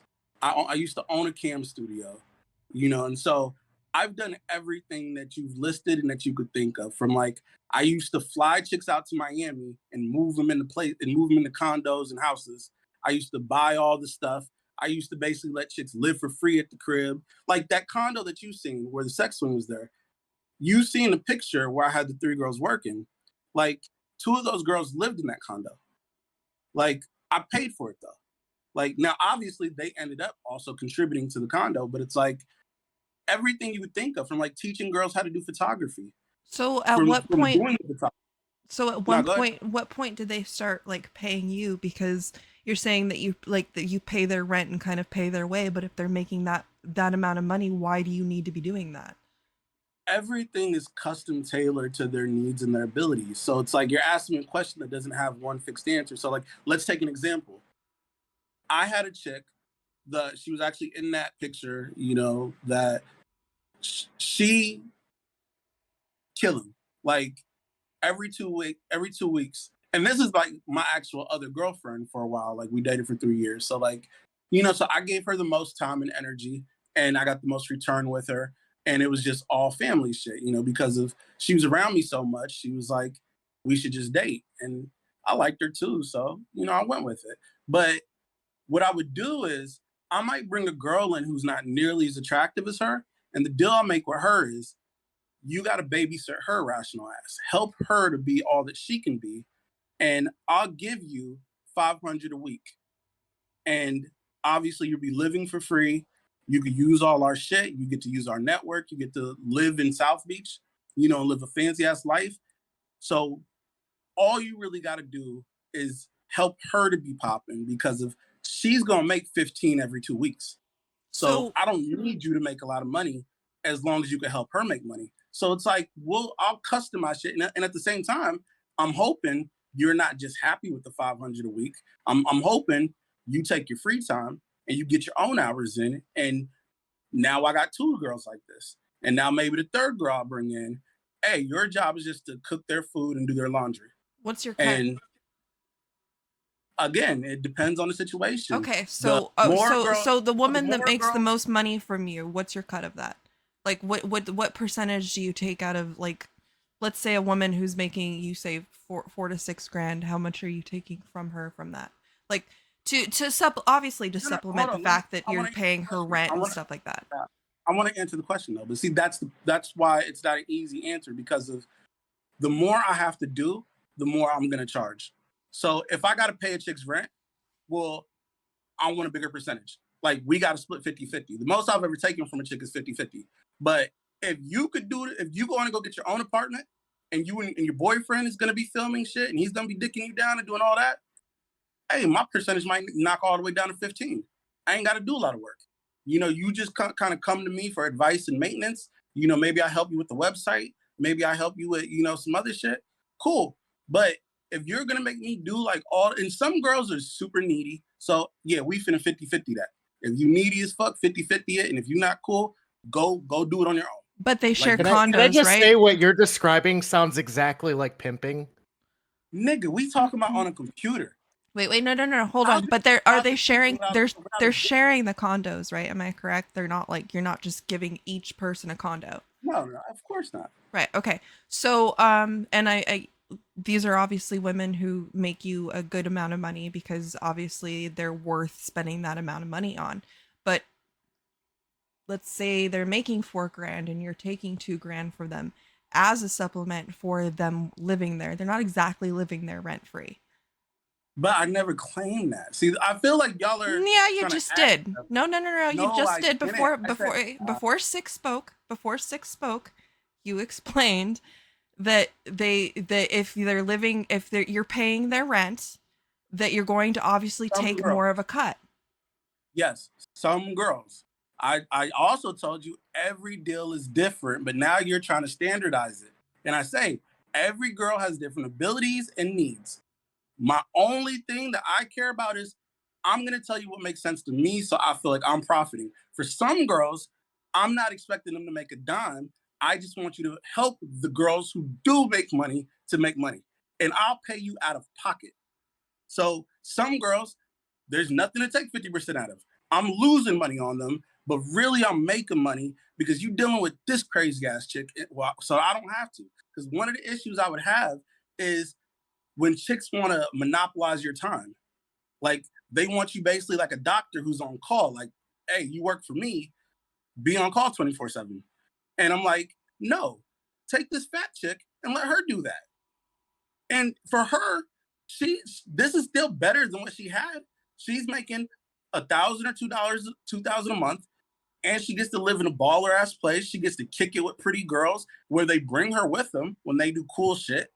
Like, as long as I'm upfront and they agree, and I never force someone to stay, I don't see how someone could say it's a bad deal.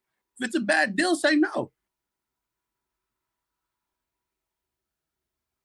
Yeah, I mean, I guess, you know, listen, I'm just listening to this play out, okay? But I do have to say something here, Kingston.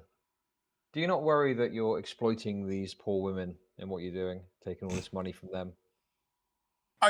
Hold on. I'm curious, like, no, I'm trying to understand the question because I feel like And Sick, you laughing, but I'm asking this way because of you. No, 'Cause I think he's laughing the same way way. I am because he heard the concern in Chud's voice about these women. No, but it's just so funny. Like what y'all call exploitation just sounds to me like how capitalism works. Is you make someone an offer, You're and a if it's an capitalist. offer You're that's just a good for them, capitalist, right? if the offer is Capitalism great can for be them, exploitative. yeah, like I mean, Yeah. so yeah, like even when I said I'm manipulative, I almost regretted that because everyone went, "Say he admitted it," and I'm like, "Dog, I'm telling a chick, hey, be good and make good decisions, or I'm out." Yeah, that's manipulative, but not the way y'all niggas is acting. Like y'all acting like I said I'm about to beat a bitch up if she don't work hard. No, I'm saying, hey, you're not doing shit that's in your best interest. Like one of my big things is I don't tolerate drug use like that. Like I don't smoke weed personally, so I'll let weed go. But even if you get dependent on weed, I'm not trying to be around that shit. I don't want nobody who's dependent on anything. Hey, if it's alcohol, even alcohol is fully legal. If you get dependent on some shit, I don't trust it. I don't want you around. And that's just how I am. Like, so if I had a chick, started fucking with the drugs, and I had to turn down a lot of money. But Okay, okay, you're rambling.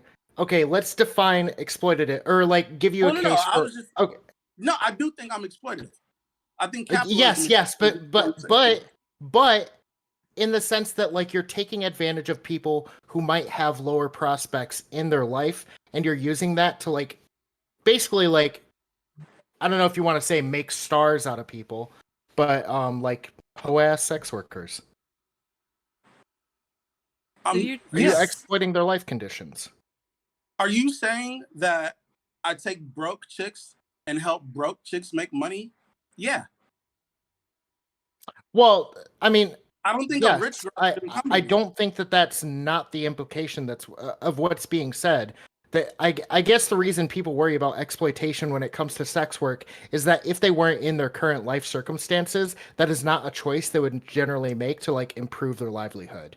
And it usually comes at great cost to them anyways, socially and as far as like future career prospects might be concerned. Let's talk because about sex work is generally like a short-term that's what I want to talk to career. when we were going to talk. Like that's what I thought was so interesting is you seem to just not respect sex work at all, and I completely feel differently. I'm fine with sex work being legal, but yeah, no, it's not like a virtuous thing. I don't think I'm like praising the woman who tries to set up a gangbang and is okay with dudes pissing on her. Like, stop, bro. Yeah, I don't understand that. I don't understand that. So yeah, but it's not on her face. Do you feel that way about every job, or is this just like sex work? Well, I just to me, I find it very hard to see like the value that is being that society gains out of like these women engaging in this like career. To me, why the fuck should they care about that? They don't have to care. I'm just saying that's why I might value sex work differently than fucking like I don't know, plumbing. Okay, but there's some plumbing going on, right? God damn it! Your actual position isn't neutral though, because you're making it sound like you're neutral on it, but you actually feel like it's a bad thing, is what it sounds like. Yeah, I think people. Well, when I say people should have the right to do it, yeah, I think people should have the right to make a bunch of bad decisions. It doesn't mean I don't think it's a bad decision, though. Why is it a bad decision? If a girl who knows what she's doing says, "Hey, I love sex. I'd rather just have sex on camera with my boyfriend than go work at McDonald's." How is that a bad thing? Like but you said earlier that you try to push them to have more than one dick on camera, right? No, I never said that. And we're not even talking about right, that. Kingston, you totally did. You said that you hate seeing the same dick over and over again on camera. I said, as a fan, when I'm watching porn, I don't like in the porn I consume to see the girl pretending like she's fucking multiple people when it's really just one dick. If you're gonna do relationship porn, but the way that you're helping them, aren't you looking at it from a consumer's perspective, anyways? No, I'm not their demographic. Hold on. Do you You think most have of the to, money that they no, make? but you have to look at it from a consumer's perspective. Otherwise, Uh, how do you know I, what's making money or not from that specific person? no, you're switching little words that change the answer that I can give you. So when you're talking about me as the consumer, I'm not their main demographic. Niggas who look like Chud and Sick are. So that's why when you were asking about like the gangbang stuff, Why are we getting it's roped into this? those are the type of guys who are like, I want 5 guys that are all black, blah, blah, blah, blah, blah. I'm not even into that type of porn like that. But I'm not gonna say, well, this is my personal preference, because then I would never let a chick do foot porn. That foot shit be selling. I hate foot shit. So, but it's like, it's not about what I like. I Like, thought you so were an when I say all-stop as a shop. fan, huh? I thought you were a one-stop shop. I mean, I'll kiss a bitch foot when I'm Just fucking her. not Like, feet? nah, like, honestly, it took me a long time to even get comfortable with, like, when you're in missionary and the chick wants you to kiss her foot. That took me forever to get to that point, but I'm not going further. Like, these dudes be wanting to see chicks, like, just, hey, you're showing your face too much. Focus on your feet. That shit's weird to me. But, hey, if you want to specialize in that and dudes like that, cool. I'm not trying to make you cater everything you do to what I like. I'm not the nigga spending money on you like that. Like, so it's just like, yeah, like, I tell girls all the time, do what you're comfortable with, but understand the more you say yes to, the more money you're going to make. So that's a balancing act that you have to play with. Do you want to make more money or do you want to say no to more things? Your choice. Yeah, And I guess my problem is that like one of the things you were saying about Carissa is you were like encouraging her to do the OnlyFans thing and not get that like quick bag. But the whole reason that I have a problem with sex work and the people who engage in it, if they're engaging in it because of their life circumstances, is that sex work is a short career. You only have a certain amount of lifespan on your body in a way that like people are going to actually be interested in it unless you're like top of the line at taking care of your hygiene, taking your nutrients, doing all your skincare, whatever the fuck, right? My US sports, problem, my my problem, fault. my problem is that you recognize, I would hope, that most of these girls are not going to make it. And when they don't do sex work anymore, those photos that they willingly posted online, they're going to chase them around forever. It's going to be if they decide to go to law school because they used it to pay for law school, it's going to be sent to firms and shit like that. And yes, businesses actually do give a shit about that kind of stuff. And to me, what it seems like is you're actually influencing people to get the quick short-term bag to help them out right now, kind of like you were suggesting Carissa not do, and in a way that's going to sacrifice their like I'll be right longer back. future. See, I feel like I disagree with that. Like, I think even your ideas about sex work come from ignorance. Like, this idea that there are no old people in sex work, it's because you only see the people getting fucked on camera and don't realize there are 100 other jobs. Like, I make money, but not primarily by fucking chicks on camera. Like, this idea that like you can't, like, I don't know, like, everything about what you just said doesn't make sense. Like, even I didn't mean to interrupt you, but when I was saying you watch sports, I was saying it because of apply that same logic. Hey, well, most football players only last for a couple of years. So if Yeah. you tell people to play football, then you're really ruining their life. Like, what? No, that's an adult. Like, I understand if we talking about children, but if you talking about a grown ass adult, Nobody, I'm sorry. Nobody is going into a career at the NFL and then leaving that career once their career is over with and stuff, and then going to apply at a law firm and being judged on the fact that they were playing football. their knees might not work, nigga. What are you talking about? Do you That's need work. knees as a lawyer? Okay, so we just got different priorities in life then. Because you think that shit don't matter, being able to play with your grandkids, but you think what matters is, well, the firm won't want me. You don't give a fuck about a firm. Like, all I feel like is as long as you're transparent and you're dealing with adults, then they get to make adult decisions. Like, you over here basically saying, well, these women, they don't have any agency and they don't know how to make decisions for themselves. So you're supposed to make the decision for them. And I'm like, nah, nigga, Yeah. like, what is you? Again, Go I ahead. defend the right to engage in this shit. I'm just saying, let's No, not you're pretend not. like You're you're not lying. a part of the equation and You're taking lying. advantage of that. You're lying right now. You cannot say you're defending their ability to make those decisions, but then also be mad at a person for facilitating those decisions. Either they can make those decisions or they can't. You There can't have is a a play. am I supposed to like follow your argument under the impression that I'm saying everybody who engages with OnlyFans is like some poor, destitute woman? I think maybe tell me if I'm just misunderstanding your argument, because of your argument sounds like these bitches are stupid. That's what it sounds like you're saying. No, I'm not saying they're stupid. I'm saying they're in a condition in their life. Well, I'm not saying the women you engage with. I'm saying that there are a lot of women who need the short-term bag, and because they need it so badly, they're not actually thinking about how the things they're doing now are going to affect their future. It's not that they're stupid, it's that they're tunnel vision. In a longer sentence. That because you just described stupid. Tunnel vision is not stupidity. It's not ignorance. It's negligence at worst. You're saying they're not able to make good decisions because they're short-sighted. That's what you're saying, right? They're being short-sighted. Yeah. They can't make good decisions. That's called stupidity. You were giving Carissa similar advice. No. Listen to what I'm saying, because if you're trying to say you're not calling them stupid, but you are. You're saying they're not capable of making good decisions. So I need to make the decision for them that you think is the good decision. Would you say that of Carissa as well? What are you talking about? Would you say that Carissa is stupid and you need to be making the decisions for her, and that's why you were advising her on not doing the gangbang and to focus on the OnlyFans? No, I don't think if we're talking. Then how do you get the pass and I don't? I gave you my explanation. I'm not treating women like fucking retards.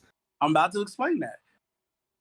There's a difference between saying you don't have specialized knowledge because you haven't went to school for this, and saying, hey, you make bad decisions and you need help. I don't say that. Even when I'm giving a person advice, I'm not saying, hey, you're too stupid to learn this. What I'm saying is, let me teach you how to fish so I don't have to hold your hand for the next 5 years. Like, I'm counting on them being intelligent. When I start thinking she's stupid is when she's not following the advice and learning the shit I'm trying to teach her. That's when I start going, maybe she's actually stupid. But at first, the whole idea is you're going to be smart enough to succeed if only you have someone willing to teach you some shit. But you're saying, no. You could spell it out to a girl and she's still too stupid to say yes or no when she should. Like, transparency is all I owe anybody. If I'm honest with a person, then as an adult, it's on them if they say yes or no. Yeah, you're talking like I think that desperate times equals desperate measures is like a quality that's unique to women or unique to women engaging in sex work. And I think all kinds of people do that. I just think sex work has its own unique punishments for engaging in than compared to other types of actions. I would also say the same thing of like selling drugs. If a drug is illegal, yes, you might need some money really quick, but it's probably inadvisable to go sell drugs if it's illegal, because the ramifications for if anybody found out about that and you were outed for it is like, well, you go to prison. Let's clarify something about what you're saying now, because of it sounds like you're making it sound like I'm taking like homeless chicks and put them on OnlyFans. Carissa had a well-paying job. So like this idea that like these girls are in abject poverty and that's the only way a girl would ever choose to do sex work is offensive. Like, that's what you're saying. This is why the question matters. Just because a chick would rather do sex work than work at McDonald's, that, oh, she's so broke she had to do this. No, you could. 99% of the girls on OnlyFans. This is 100% why. This is 100% why I reframed Chud's question, asking you if you exploit women, to say, okay, do you exploit these specific types of women? Because I think the type of woman matters a lot more, because there are women who don't really like, they're not fiending for cash and they're just engaging in OnlyFans because that's what they want to do for their future. But that's why I said, let's clarify, like, because if maybe when I said chicks that don't have a lot of money, you're thinking I'm taking chicks who are like in the worst situations ever. But no. I'm asking. Like, no. Like, okay. How, like, I don't know. Maybe you think I'm like walking down the street picking up homeless people. That's not how this shit goes. Carissa was not some homeless chick. Like, I deal with chicks like Carissa, a chick who, like, she's got a square life and she's like, damn, I'd rather be doing this. Like, instead of being in the office all day, I like sucking dick. So why don't I monetize that? And I go, hey, cool, let's do that. But I'm not like, I think you got wild ideas just about sex work in general. Like what you think goes on. Like maybe you watch. Well, we're on opposite ends of the spectrum. I don't think it's so virtuous. I wouldn't really engage in it. I don't think other people should engage in it if they're under certain circumstances. And you're like super loose about it, and that's fine. We have different thoughts about it. Well, And that's I guess the thing is, hold on, that's hold fine. on, 2 seconds. 2 seconds. Which one of us two do you think is in a position with more knowledge about the industry? I would imagine at a functional level, probably you. Yeah. So maybe you're talking out of your ass. Not really. No. Well, no, you don't know feel anything like about the industry. I feel like shit that just doesn't make sense to anyone in the industry.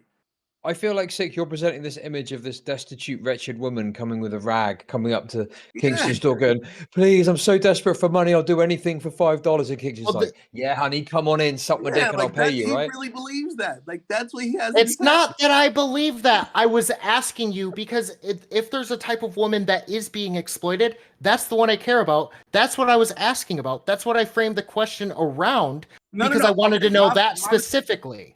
My mistake. That's it. See, that's why when you said exploit, do you exploit women? That's why I hesitated to answer because I'm like, Sick got a different idea when he uses regular words. When I hear exploit, I'm like, all right, you're asking me for matter-of-factly, do you think it's exploitative to engage in capitalism the same way you would if you were a music agent? And I just do the same thing that a music or a movie agent does. But with this guy, he hears, oh, so you are exploiting them. You must be like, and it's like, dog, Justin Bieber has a middleman. Like, what do you, like, this is no different than that. And yes, before Justin Bieber was rich, guess what? He was a middle-class ass nigga, probably even lower middle class. That's the norm. So you're not rich until after you get the agent and he helps you get rich. Yeah, but most agents are exploitative. I mean, that's kind of what they do. Technically, yes. That's why I said yes. But it's like, he's hearing something different.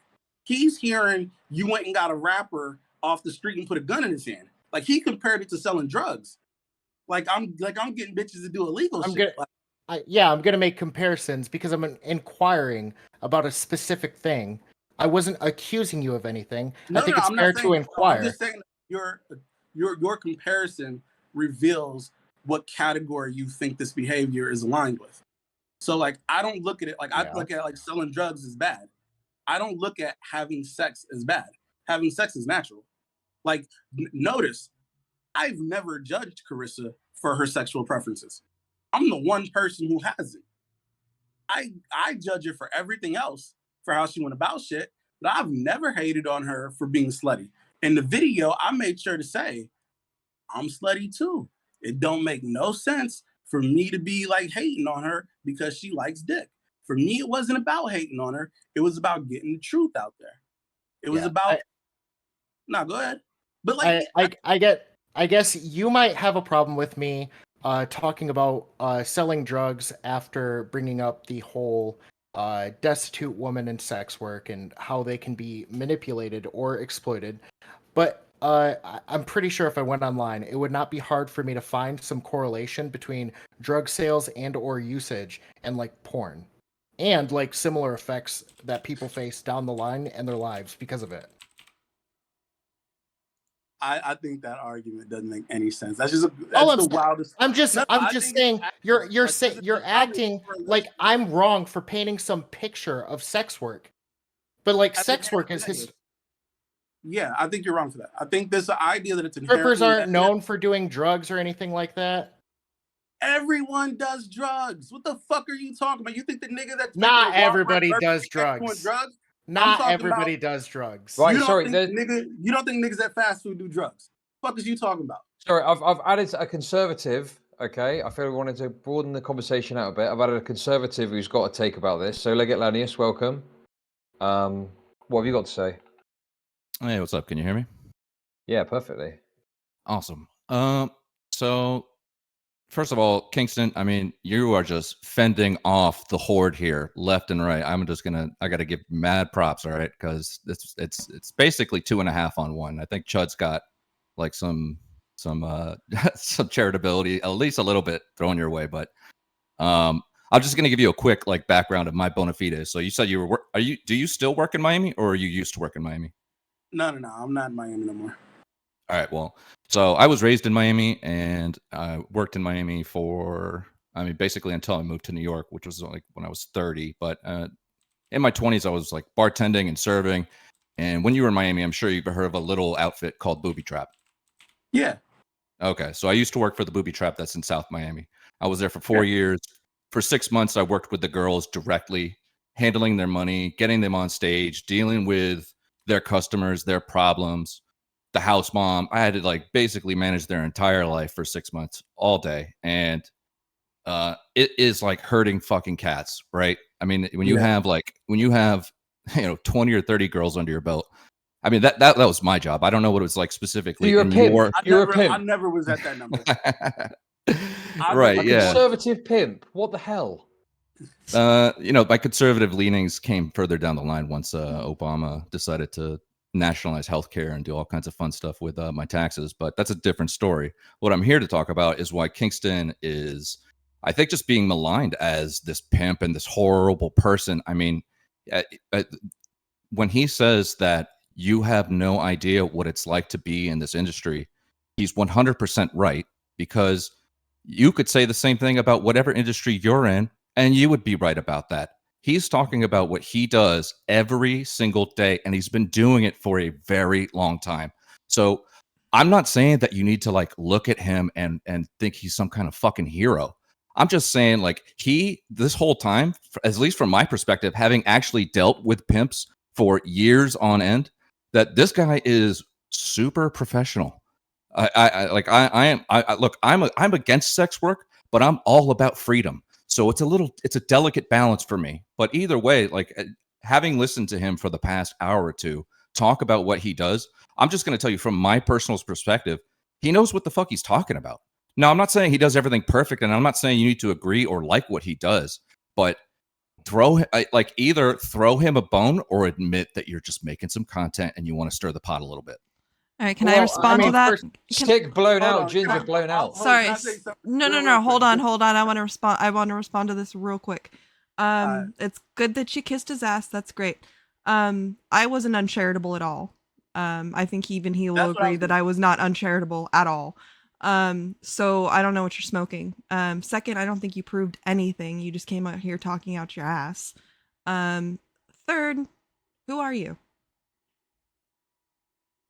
I'm a proud member of Chud Nation.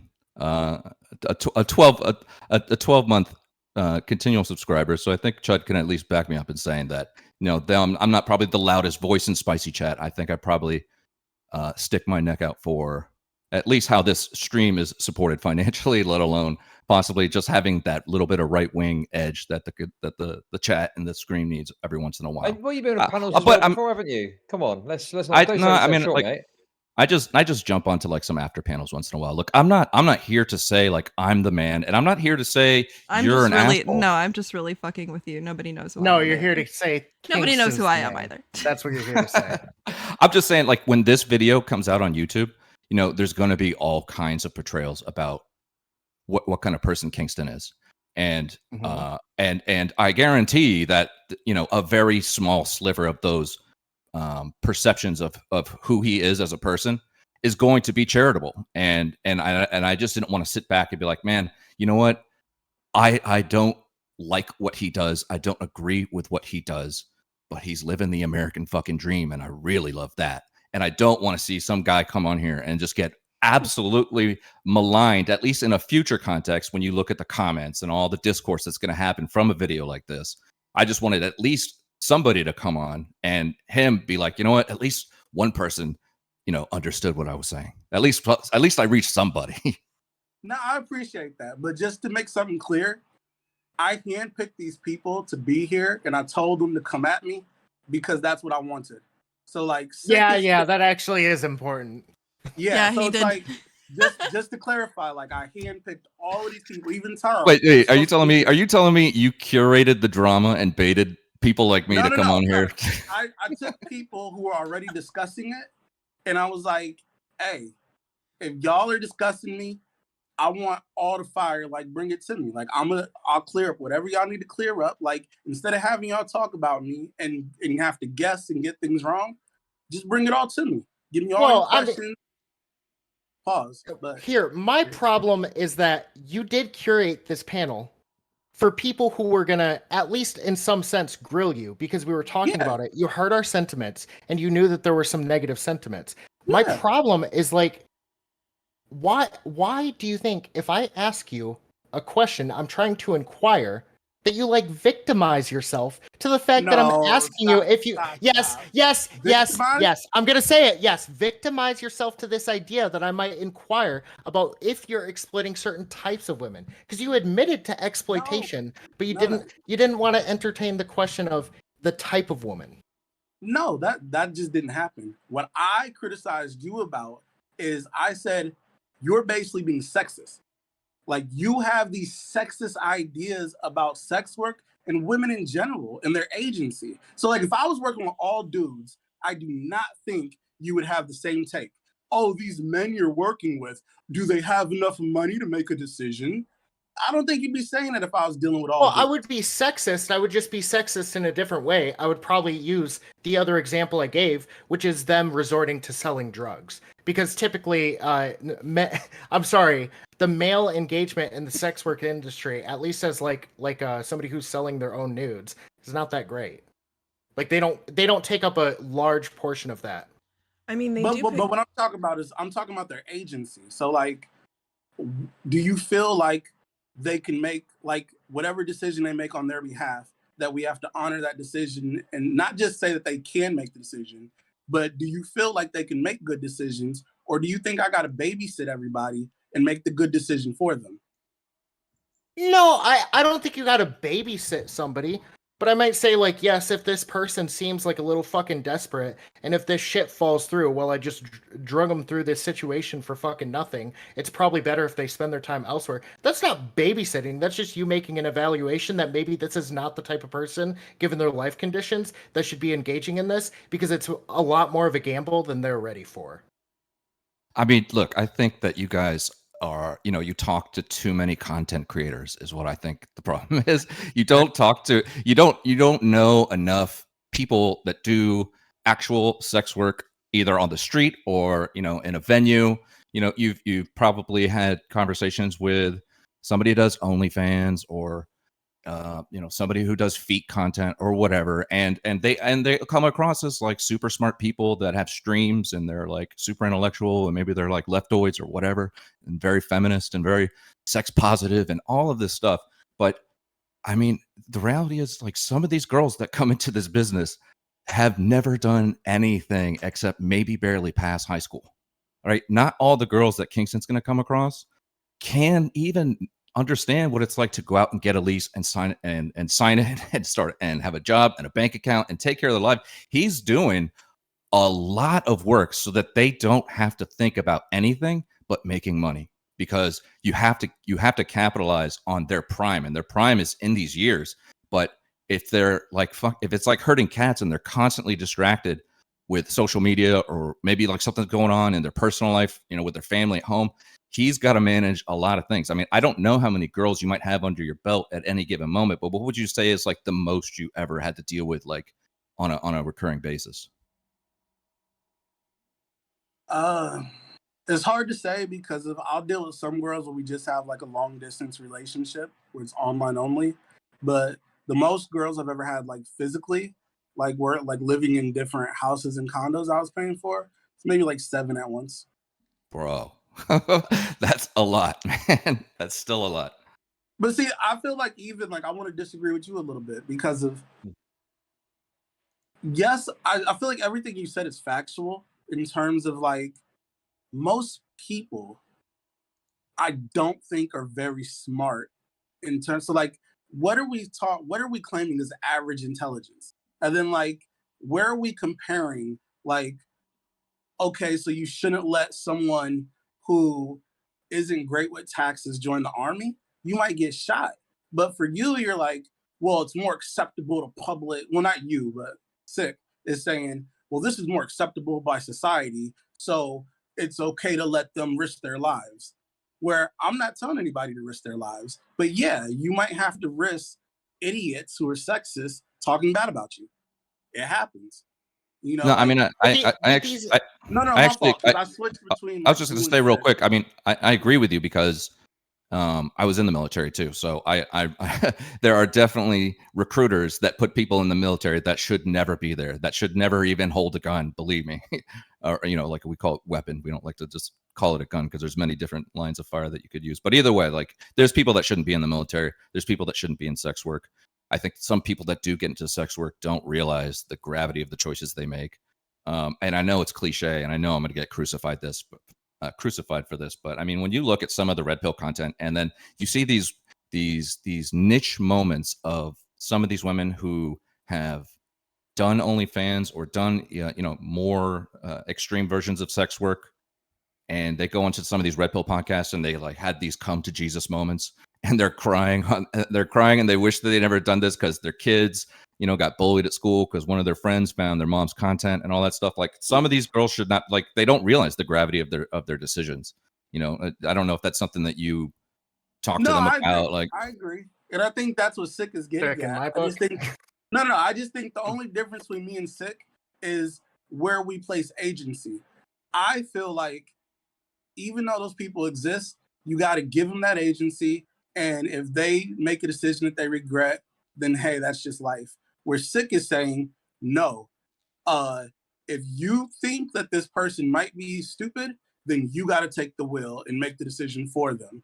And I'm like, nah, I'm not doing that. Like, if a nigga wants to join the army, I think that's a dumb decision for 99% of people. But I'm not going to run around telling people, hey, don't do it. Don't do it. It's dumb. Nah, that's your decision. That's your life. I might be wrong. So you would you take ever whatever.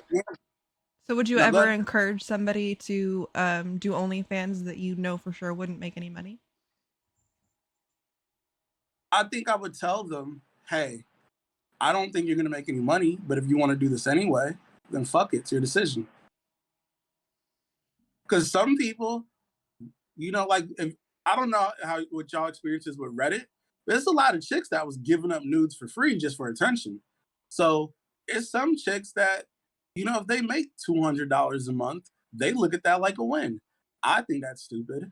But as long as you know what to expect, fuck it. Or as long as even because even let me say one thing also. This is a little off topic, but no one's asked this yet. Carissa keeps making this like idea, and Hunter does too, that like they thought OnlyFans was going to be completely anonymous forever. That Fucking was never retard take. Yeah. Nobody's going to question. Yeah. Yeah. No. But I want to clarify because of what I did tell her was there are ways to go about it where you can keep your shit lower for longer. But keeping your shit more private for longer is not the same thing as guaranteeing anonymity forever. It's not possible to get as successful as you want to get and stay anonymous. The more followers you get, the more content you make, it's just ever increasing. You're losing that anonymity. And we talked about it's also a little bit hard to claim anonymity when you go to the OnlyFans page. It's like, oh, there's me smiling right there at you. It's like, come the fuck on, dude. Like, I'm sorry. You don't get to say that you want your anonymity while putting your face out there at the same time. I mean, don't get me wrong. I know doxing is a thing. It's fair to like want to have it separated from your real name. But if you're also doing content creation with your real name, I'm sorry, you're losing that anonymity. To think that that's going to be preserved for you or that people should respect it is ridiculous. But hold on, the criticism that was made of Kingston is that by putting the video out, it was made a lot easier to connect Carissa to this OnlyFans account, and that's how people made the connection. Wasn't the No, I agree. Okay. I think that's part of it. Is I think, hey, if you're going to force me to have to defend myself publicly, that was a dumb decision. And so, yeah, she was dumb in that way. But do you think that that's what she thought she was doing? Honestly, I think that because I just don't think that she like expected you to full on throw out a hit piece on her. No, I agree with you. And this is my issue is I think she thought, well, it wasn't a hit piece. Sorry. Well, it wasn't not a hit piece, but I think what she thought is that she was the one completely manipulating me, and that once she wanted to violate, that I would just take it and just go away silently, and it'd be like, fuck him, I got what I wanted, and I threw him under the bus, and what can he do? And it's like, well, I can tell the truth. Like, I always feel like I got that in my bag, and I know a lot of people are mad that, hey, but the truth includes telling shit about her she doesn't want told. But I feel like if you're running around telling people shit about me that I didn't want told, why should I respect that you don't want your business out there? So I think that's part of. No, go ahead. I was just going to say, another thing about this too is that in your line of business, trust is everything. And if you don't have control of your brand, if the public perception about you is a way that you don't want to be portrayed, or that it's going to be bad for business, you got to jump ahead of this kind of stuff. Like, I don't blame you for. I mean, I'm not saying it wasn't messy, but I don't blame you for what you did. Well, let me ask you a question, Legate. Do you think that there was a way for him to handle this privately, meaning amongst people who it was relevant to, as opposed to putting out a fucking public ass YouTube video? Because to me, I don't think it's a problem for him to address it. I think the fact that he put it out to the fucking world is. Maybe. I mean, hold on. Let me ask a quick question. Are you saying that I should have texted her and called her for a week? I guess the reason why I don't understand the YouTube upload specifically.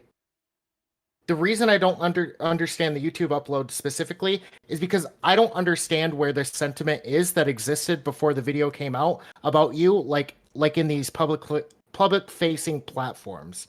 Because it sounds like everything you said kind of operated on shit you were hearing. So I'm assuming this is all behind the veil.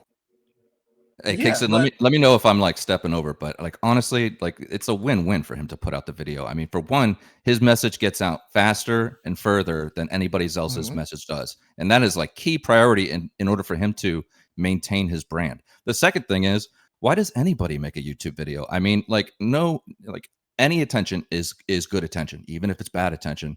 I don't know if you were trying to make content out of this, Kingston, but it certainly turned into a fucking hell of an advertising piece for you, man. Nah, if you talk to anybody behind the scenes, that second part is so not what I was. So you would have preferred this to never happen. I wanted the message out there, but yeah, if she'd have just never talked, then fuck it, I'll just go talk to somebody else. Why is everybody acting like she's so special to me? Dog, I really, really hate talking about a person's looks, but y'all are acting like this girl's J-Lo. Oh my God, he'll never get another one like her. He's got to be sitting at home. Well, okay, wait. I'm dog. Can I ask you about cute? A specific message? One that you hey, we could go through all the messages. I just want to ask about this specific message. There was one you sent to Carissa saying, something, as long as you don't jump in it, I'll go out of my way to make sure you're not involved. I guess I'm still a sucker for girls with nice butts. There was some implications that you were falling for her. Was that the case? I'm just curious. I feel I don't want to diss you, but sometimes I feel like I'm talking to incels. So it's you're talking about the message where she just got done using. Was it before or after? It was after. I don't know the before. I don't know the before. Okay, it was sometime after we spoke on the phone, and I thought we resolved everything, and we left the phone conversation saying, "Hey, I'm never gonna speak about you again. Don't ever speak about me again. The video's coming down. Everything's good."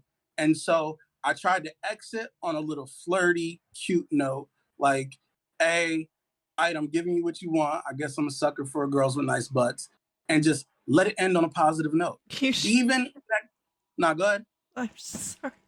That was another moronic decision. I don't even know that that's a moronic decision. That answer feels a little copy, but I don't know if I'm gonna get it. What is copy about that answer? What do you think it meant? Did you think I meant oh my God, I really love you and we're gonna be together now? It just feels a little weird to paint this altruistic telling her that she's got a nice ass. He's not being You're gonna say that. Wait, how is that altruistic? I was trying to end it on a good note. I just wanted to make her feel good before we cut things off. I don't fucking No, know. hold on. When I'm saying sounds fucking weird. When I'm saying setting a positive thing, what I'm saying is I want her to not feel like we're still beefing. Not I want her to like me. We're done. I blocked her when I put the video out on everything. Like, we were never supposed to speak again. I ignored her at first. She blew up my phone and I ignored it. Even behind the scenes, you've seen, I was the one never talking. I was the one trying to dead all this shit, but they just kept fucking doing PR. They kept going and doing interviews. Every night I'd wake up and they did another interview.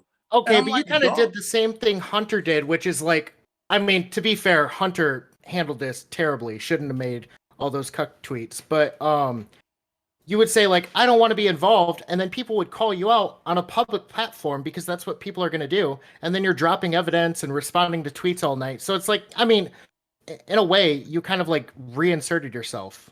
But you know what the difference is? I feel like all Hunter had to do was be honest and this shit would have died. So like, I don't feel like Hunter's wrong for talking about it. Nah, this shit was never gonna wrong die. for not being honest. Like, if he'd have just said, hey, my wife was talking to somebody else, we're getting a divorce, shit happens. That's the end of his involvement. Everybody would have been sympathetic to him. True. It'd have been over. No what way. The I mean, issue is when he starts spinning shit like, my wife was telling him, please stop, but he wouldn't stop. It's like, everyone knows it's bullshit because I'm going to put out the message that shows it's bullshit. So it's like, yes, it's continuing a cycle, but it's like, I'm continuing a cycle by correcting lies. He's the one telling the lies. Some of y'all don't care about that part that much, but I think that makes all the difference. No, he definitely painted you as this like giga rapist manipulator. Absolutely. Like, I don't know how else to say it. Huh? Like, you saw the one where she tried to tell me, thank you for posting the context that showed that you weren't trying to be a rapist guy when she posted that first shit on her Twitter, trying to make it sound like I was pressuring her into sex. Yeah, but it's okay. Would you agree with would you agree with me? And it seemed like you were saying earlier is that Carissa, on some level, is not painting what actually went on between you and her in an honest light. Yeah, I think so. Given that, I don't know how mad you could be at Hunter because he's gonna have all these copy answers anyways. It seems like she's the source of all the bullshit that you're facing, not necessarily him. Okay, so initially, I'd have just been cool with like me and Hunter. We ain't gotta have no beef beyond that. I don't like him. Blah blah blah blah blah.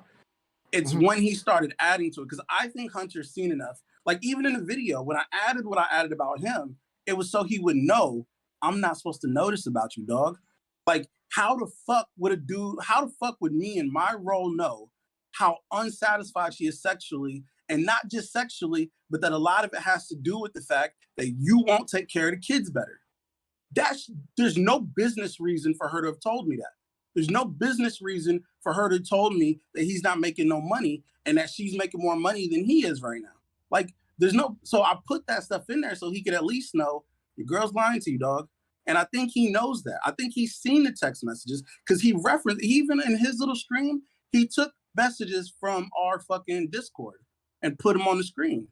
Messages that I don't think anybody else put out yet. So if she's going through and clearing certain messages, which she might be doing because it looked like she did that on Twitter, then he's seen the shit and he knows what really happened, but he's just lying. Like, even like when he was acting like, oh, she never was gonna ever have interest in anybody else IRL.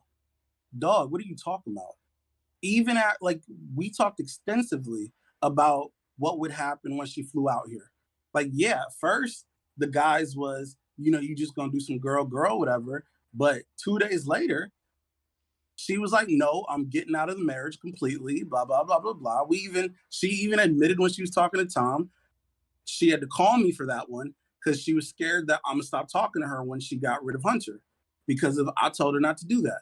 I said, we don't need this nigga acting like a little bitch and just trying to ruin your life. So please don't get rid of this nigga. Let's be tactical. If you really, really desperately want to be rid of this nigga, at least let's do that shit in the future, blah, blah, blah. But I think he's seen enough. I think this dude's seen enough. I think like Stardust, and I hate to say her name, but like, she's seen enough because she was posting shit directly from our messages. She's posting shit. She's quoting the tweets, the DMs. That's the main reason why I showed Chud that shit. Because, and even, you know, I showed Ginger some shit now, but it's like at first I wasn't showing nobody none of that shit because I didn't think it needed to be seen. But then they're putting them out, but they're like putting out just little chunks that make it seem like, oh, he's in love with her. Like she took tweets. I was just throwing, because I always might throw out some bait tweets and shit about like, damn, you know, I'm looking for a girlfriend, blah, blah, blah. She's like, he was saying that about her. And I'm like, whoa. Me and you were talking in DMs. I went to Stardust. Don't get it twisted. I went to Stardust because I seen her coverage and I felt like she was getting a lot of shit wrong. So I went to her to correct the record. And then she went to Carissa and Hunter to do the hit piece. Like, that's the only way it could have happened, because if she didn't come to me, I came to Stardust. Stardust pretended like she was only talking to me. I then went and talked to Hunter and Carissa and coordinated things with the three of them. Got messages that only could have came from Carissa's phone. And Hunter, like, it was just like, dog, Hunter, you're in on it. At this point, I thought you might be a victim, but you're in on it, dog. And it might be for, you know, he was a victim at first, but he didn't want to admit it. So he's like, I'm riding with my wife. But dog, you made the wrong decision. You should have just kept it real and just been like, your chick cheated. It is what it is. Everybody in this call, well, maybe not sick, but y'all seen that the sex shit started in the first week. Like the first day we were talking sexual. This idea that like, well, they only started talking sexual after the 15th when he forced her to, that just didn't happen. And everyone's seen enough, including you, unless if she just erased all that shit before you got to it. But I have a hard time. No. The whole reason when I was questioning her, the reason why I kept specifically bringing up like the 15th and 24th is because that's just what I had already in front of me. I like a lot of the shit that I have saved is in different folders, and I didn't want to hold on. No, I'm not talking about you. I'm not talking about you. Okay. I'm talking about Hunter specifically in his recent video claimed that this is when the turning point happened. Look, he was pressuring her. He told her, hey, you're not going to make a dime in this business if you don't start engaging with me sexually. And it's like, dummy, you don't realize we were talking sex. And I think maybe he does, and he just didn't realize I still had the information or that I would put it out. Because honestly, I misplayed a lot of this just by thinking they were smarter than they were. Because I didn't expect, like, I thought he'd know, if you put out some doctored fucking screenshots, guess what I'm going to do? I'm going to put out the full screenshots, dummy. I'm going to do it every single time. And every time I do it, they act surprised. When she did her little fake bullshit saying, oh, look, did you not think I was going to put out the screenshot? We're still following each other. I'm going to connect. When I blocked her, then I unblocked her. So we weren't following each other, but like, I still have access to your shit. Did you not think I'm going to tweet it right on the thing to make sure everyone sees it? Like, why did you think you could cut it off right there? And I wouldn't just add more context. Like the things that they lie about, that's the part that surprised me. Like Hunter, dog, and I'm talking to you directly, Hunter. All this tough guy shit, all this coke, no one's buying it. No one's buying it. Listen up, buddy. Cheating, and you look more like a man ever if you just owned it. Like, niggas get cheated on. I've been cheated on. When I was 19, I had my heart broke, dog. Hey, it happens. Just own that shit. Just say, hey, the girl was lying to me. She was cheating, and I'm not with her no more. That'll be the end of it. But like, motherfuckers keep trying to like even she told me when we was on the phone that, well, I had to say that because of, I'm like, no, you didn't. Dog, like, just take your licking. Take it. Just, it happened. The truth is out there. You can't be mad at me for telling the truth. Maybe motherfuckers can be, but I don't think motherfuckers should be that mad at me for keeping it real. So just own up to it. Like, honestly, I thought, because she put out that red lingerie shit on Twitter, I thought what was going on is that she was going to tell everyone I have an OnlyFans, come subscribe. That's what I thought that was about, because she put it on her sex one first, decided to take it off of there and put it on a real one. So I was like, oh shit. Like, you feel like telling the world. Do what you want to do. I ain't mad at that. But now, like, I don't know. I feel like they just kept it real. She could have came out and even looked good. She'd have been like, yeah, I like what I like. Hey, I'm a freak. If you want to see some of that shit, sign up to my OnlyFans. She could have made a bag. Hey, she'd have made way more than that 8,000 if she'd just monetized the shit. But instead, she wants to play the holy water shit. Like, she on the phone going, I will never make an OnlyFans again. I learned my lesson. Bitch, what are you talking about? You gonna be depressed in a motherfucker living that way. We talk for so many hours. I know you gonna be depressed as fuck if you don't do no type of sex work. Not only that, but I mean, like, so with some of the girls that you've talked to, you know, I guess like mostly since OnlyFans has started, you know, like what majority of the ones you say that come up to you, approach you, that know what you do, are the ones that are like looking for quick money, that think that they can put out a couple videos, make 10 grand, and then just bail out like the internet never saw them. Because this is clearly what she thought she could probably do, even though she is married to the smuggest, most condescending loser fuck I've ever seen on the internet. You know what's funny is I want to answer your question, but I don't want to miss the second part because I actually think that you're wrong. I don't think that's what she had at all. Like, I think her idea was, I hate my life and I want a new life. I want your life. And that's why we fought so much about her getting rid of Hunter, because of she wanted to shed all of that shit. But it's hard to, because you got kids with him. So it's like you could only shed so much of that life. Like, her parents are super Christians. She's got a dude who's like public and like vanilla and weird and shit. She's got kids with them, so she can't really be beefing with them. But like, I don't think it's that I was so special or that I was so pretty. I think what she really fell in love with was the idea that I could get out of this life that makes me depressed. Like, this bitch is on pills. Like, both of them are on pills to keep them from killing themselves.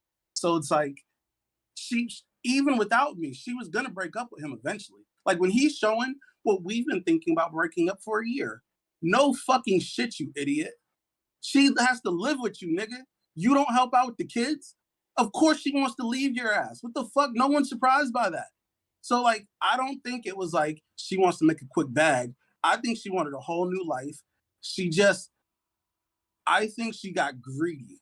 Like, she wanted that new life, but she didn't want to commit to getting rid of the old life.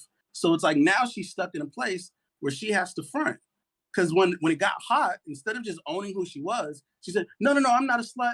I was just doing it for money and because I really needed an apartment and blah, blah, blah, and all this shit that doesn't make sense. When really she should have said, I love dick and I feel like this is okay. And so I'm going to do what the fuck I want to do. And if my kids get harassed earlier, well, that means that y'all kids are pieces of shit, not my kids. That's how I'd have handled it. Just keep that shit all the way 100. But just, it's the lies that you did. Like, maybe people don't agree with me, but I feel like you could truth your way out of anything. Like, if she'd have just said, this is who I am, I feel like, yeah, she'd have took a beating, but only from the weirdos.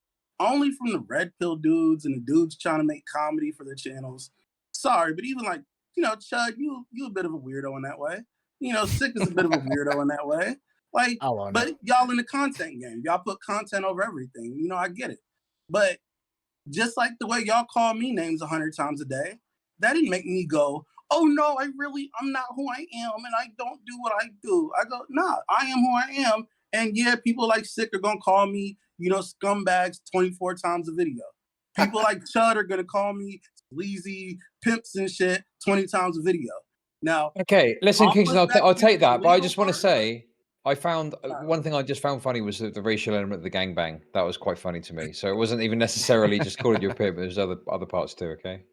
Man, you called me sleazy like 100 times. That shit was actually funny. Like, I felt like I should take a shot every time you said that shit. The thing is, okay, I think the reason that I call you sleazy is because it's like trying to find a word to criticize you in a way that isn't excessive, but it kind of gets to like. Yeah, but I don't mind it. I'm not playing the victim. Like, it doesn't bother me. No, sure. The point but I'm not looking at you because I don't look at you and I think, oh, you're like a terrible person. Like, you know, you're playing the game. I get that. You know, you're playing your game. I'm playing my game. But I just didn't want people to think that I was looking at you and thinking you're a paragon of virtue and have done nothing wrong. Because obviously, you know, that's all it is. I get it. Like, no, I do get it. Like, sincerely, I'm just saying that like people are gonna say what they're gonna say. You're gonna take the hit. Being yourself means that. So just be yourself. You like real shit. She can't be happy because what she did is instead of running out into the open and being herself, she ran back in the closet. It's like a gay dude who got caught sucking dick. And instead of just admitting you like sucking dick, she's like, I'll never do it again. This was a weak moment. That's not who I am. I promise I'll never suck dick again. Nigga, you love dick, just go love dick. Just go do that. And just, if anybody got something bad to say, fuck them niggas. Like, for real. Okay. Right.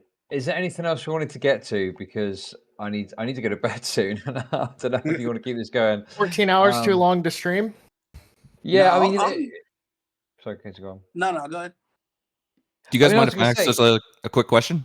Yeah, Just go on. just a hypothetical. Everybody can throw in whatever their take might be on this. But like, so what does Hunter actually do now? And I'm not talking some meta psychological shit. I'm not talking about he needs to be a boss or whatever. What I'm talking about was, what does he literally do with his career? Because he either stays in the content game, or he gets out and becomes a bag boy or whatever fucking job he did before he was making fucking bullshit YouTube videos. So I have my theory. I'd like to hear what you guys think he's actually going to do, or what he should do. I think he has a... Yeah, go ahead. Okay. What I think Hunter should do, and what I thought he should have did from out the gate, I thought he should have never took any time off. He should have just addressed it honestly and just been like, hey, niggas get cheated on. It don't say nothing about me. I was loyal. I'm not the one who did the cheating. It happens. And he should have just powered through it. Yeah, they gonna insult you. Them red pill niggas is idiots anyway. They gonna insult you for everything. Like even when them niggas was covering the video, they was insulting me. Like, oh my God, look at how he's talking. He's okay with it. I don't give a fuck. You incel motherfuckers can't judge me. Like, just power through that shit. Just do your job, nigga. Make the videos that you was gonna make, have the debates, and when they say that weirdo shit, laugh at these niggas. Okay, so you're saying you're basically saying like he should stay on brand, like this is just like a little bump in the road. His brand was false. I think his brand was fraudulent. So be more honest in general. Like all that, like I'm the most leftist lefty ever. You're lying, dog. You're lying.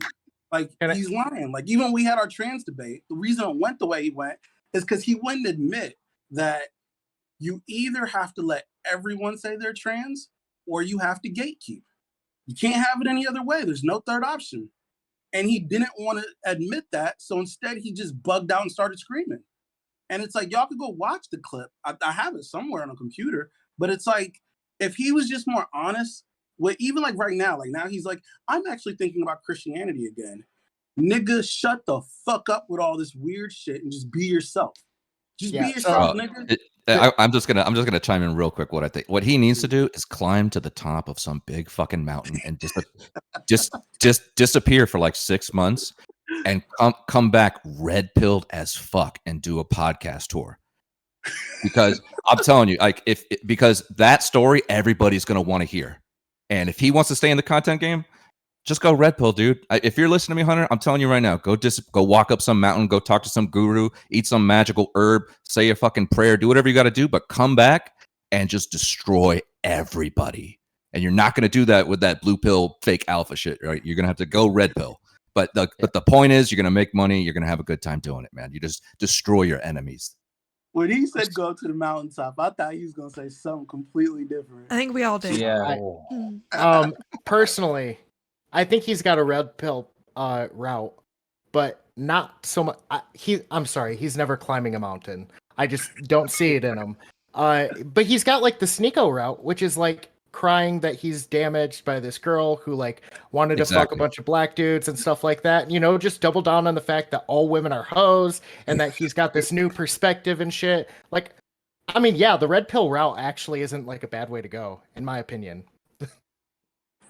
I mean, personally, I just think I think that Hunter has demonstrated a lot of vulnerabilities and how he's dealt with this, and people are just going to prod at that.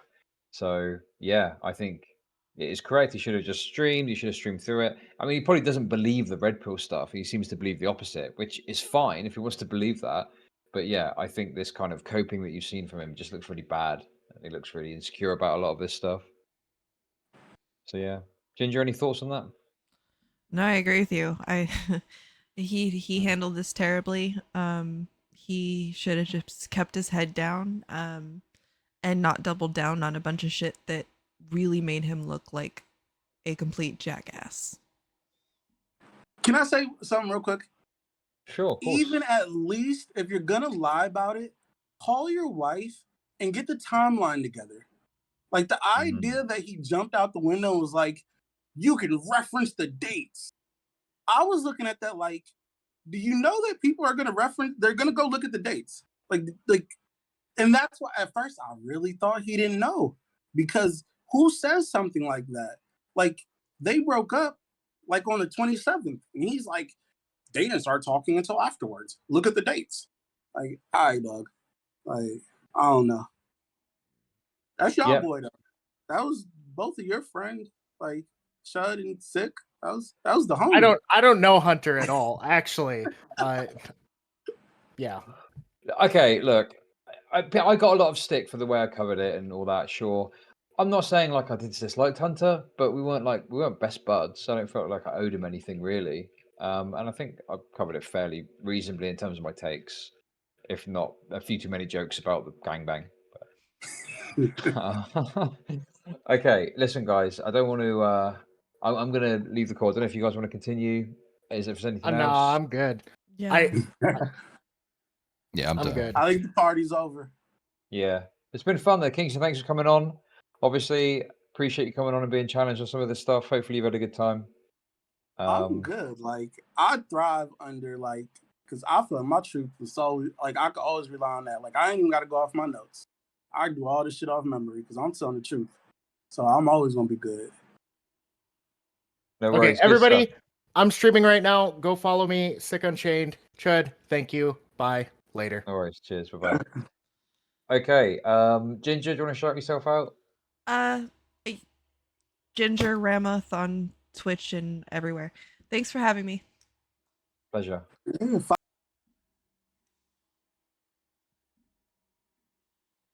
Ginger. Well, I mean, I don't know. I think she dabbles in a bit of the, something or other. I don't think it's full OnlyFans stuff, but I don't know. Maybe there was a connection you made there. I don't know.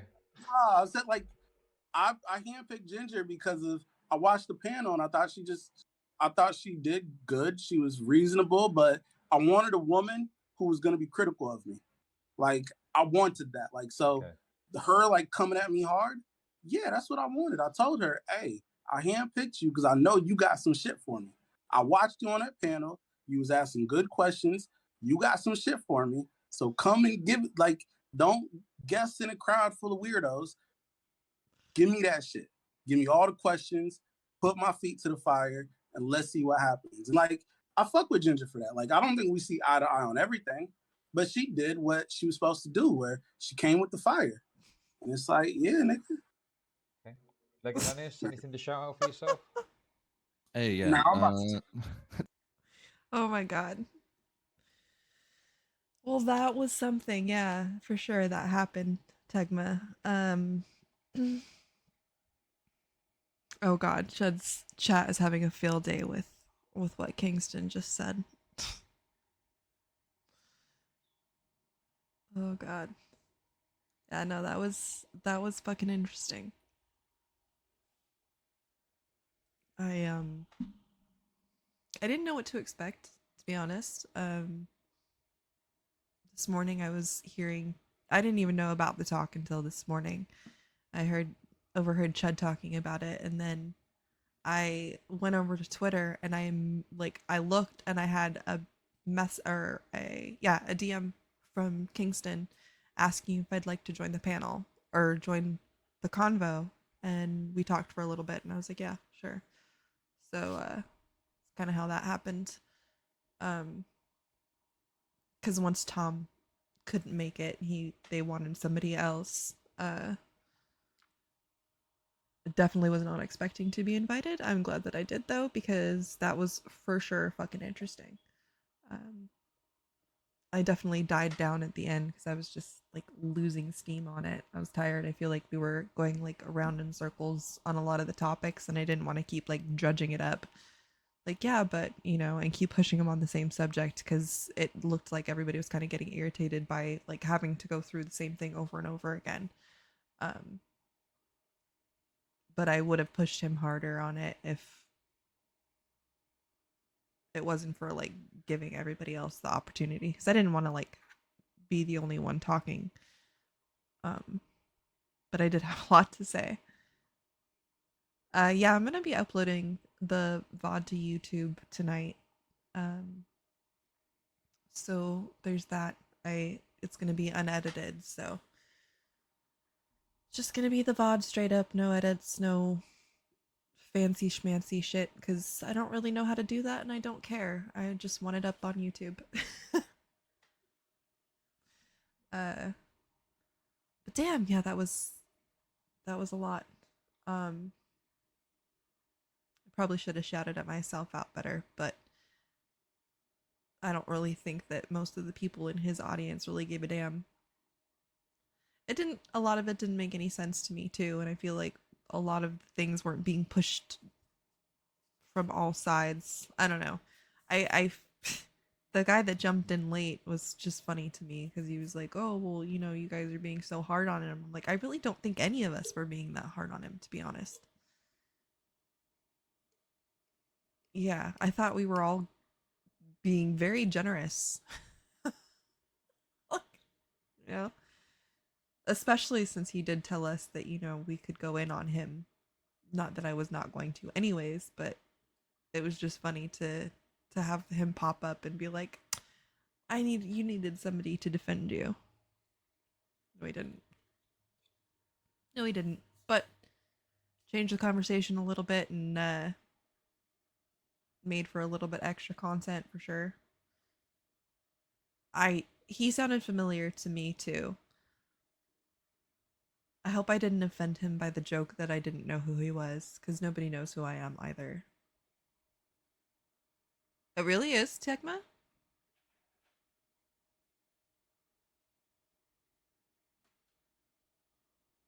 Yeah, I didn't cover really any of it because it was just, I think I did like one stream where Chud was going over Stardust's view on it, and that was pretty much it. Because I was gonna be like, if they couldn't find somebody to moderate, I was gonna be the moderator between Chud and Stardust. But they ended up finding Prime instead.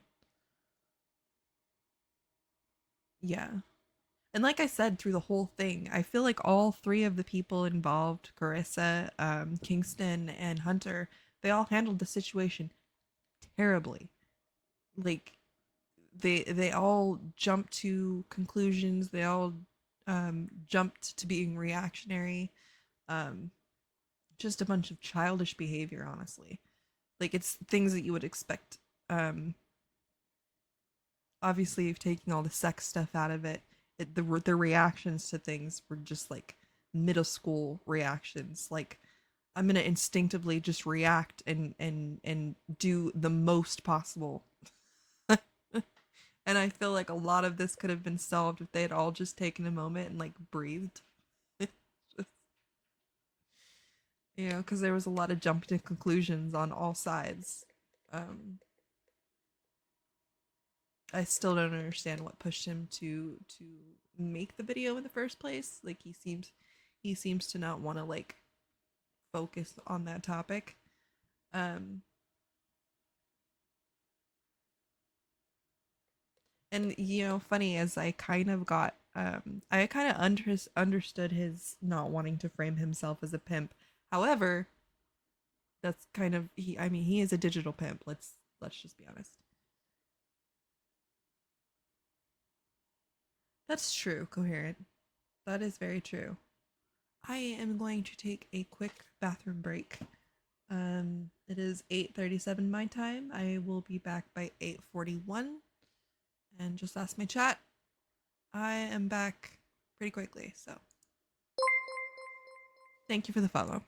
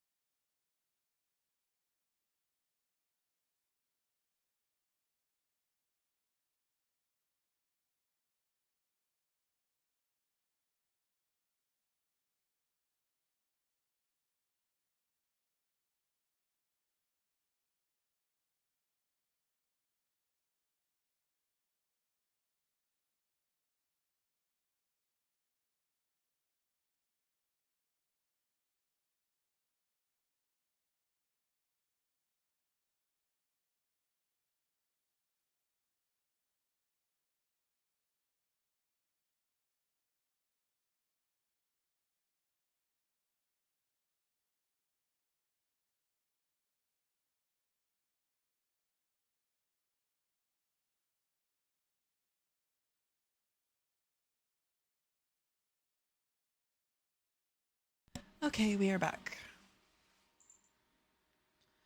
Just all right. What's going on over here? Hold on.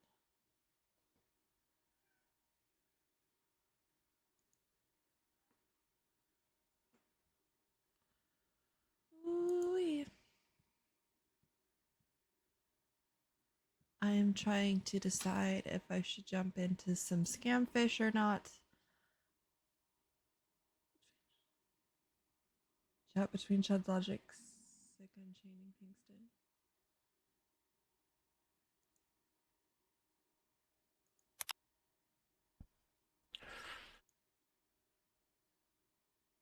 Kingston. Yeah, I was getting burnt out on that conversation, to be honest. Definitely getting burnt out. I got super quiet at the end. I was just thinking of food and sleep, to be honest. But I'm glad I ended up doing that. I'm glad I was an alternate. Hey, what? You don't have to be so loud. Yuffie.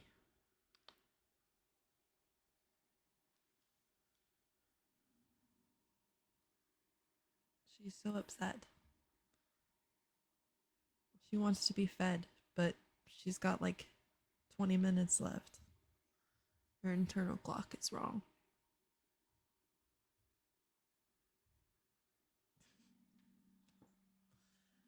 All right, I think we should watch a scam fish.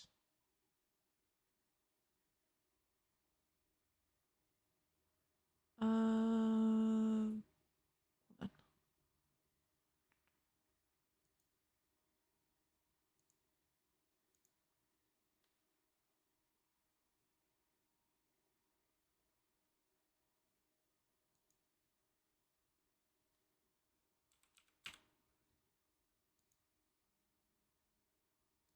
We have got a new one, which I'm excited for. Let us see.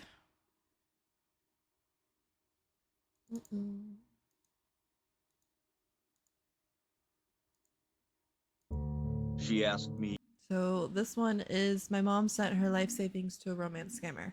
For those of you who are new, we go over scams on my channel of all kinds, Bitcoin scams, just Kickstarter scams, MLM scams, and romance scams, where scammers use the elderly and the lonely and the mentally ill and take their money. They convince them to send them money for things that they don't really need. And these people go into debt for people who they think is their significant other when it's really just some asshole on the other side of the country taking advantage of their vulnerability. To borrow $2,000, and she never asked for money. Then I go, well, but what's it for? I mean, are you okay? I thought it might be a health issue or something like that. And she goes, no, there's this guy I've been talking to online. I'm like, oh no. And then she goes, no, he's a general, and I'm like, oh God. Yeah, no, I agree. It happens to way more people than you think. And especially nowadays with like technology the way that it is, it's so easy. It's so easy for them to scam.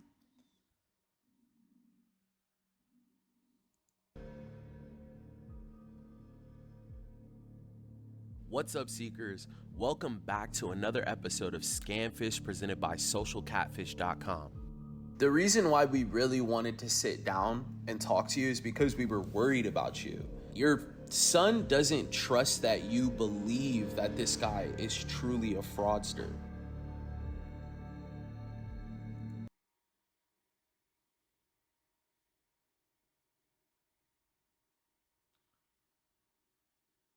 She thinks she's dating Elon Musk?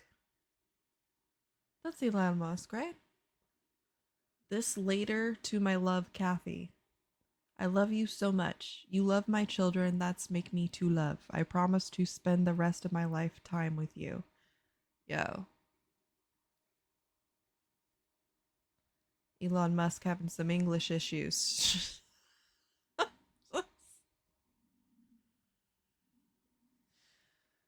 Yeah. Well, you know. Disclaimer in general, Mark Milley is not involved in this scam in any capacity. Sadly, romance scammers often steal his likeness to scam people online.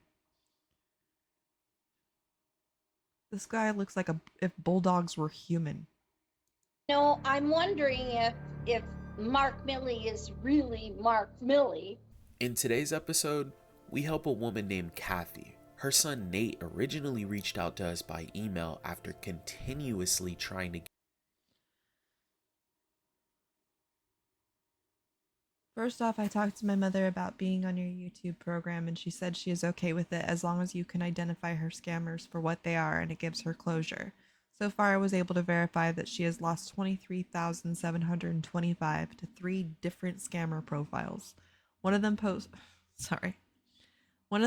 as Elon Musk and got her to send $150 in iTunes cards for his kids, who he said were out of the country at the time.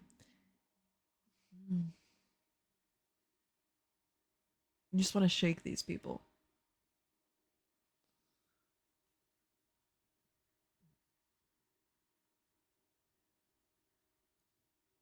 The worst parts about it a long time ago was when I was young and first started working. I read a scam letter he got back before email scams were a thing, and he was like, "You idiot, this guy doesn't have gold in Africa to send you. It's a scam."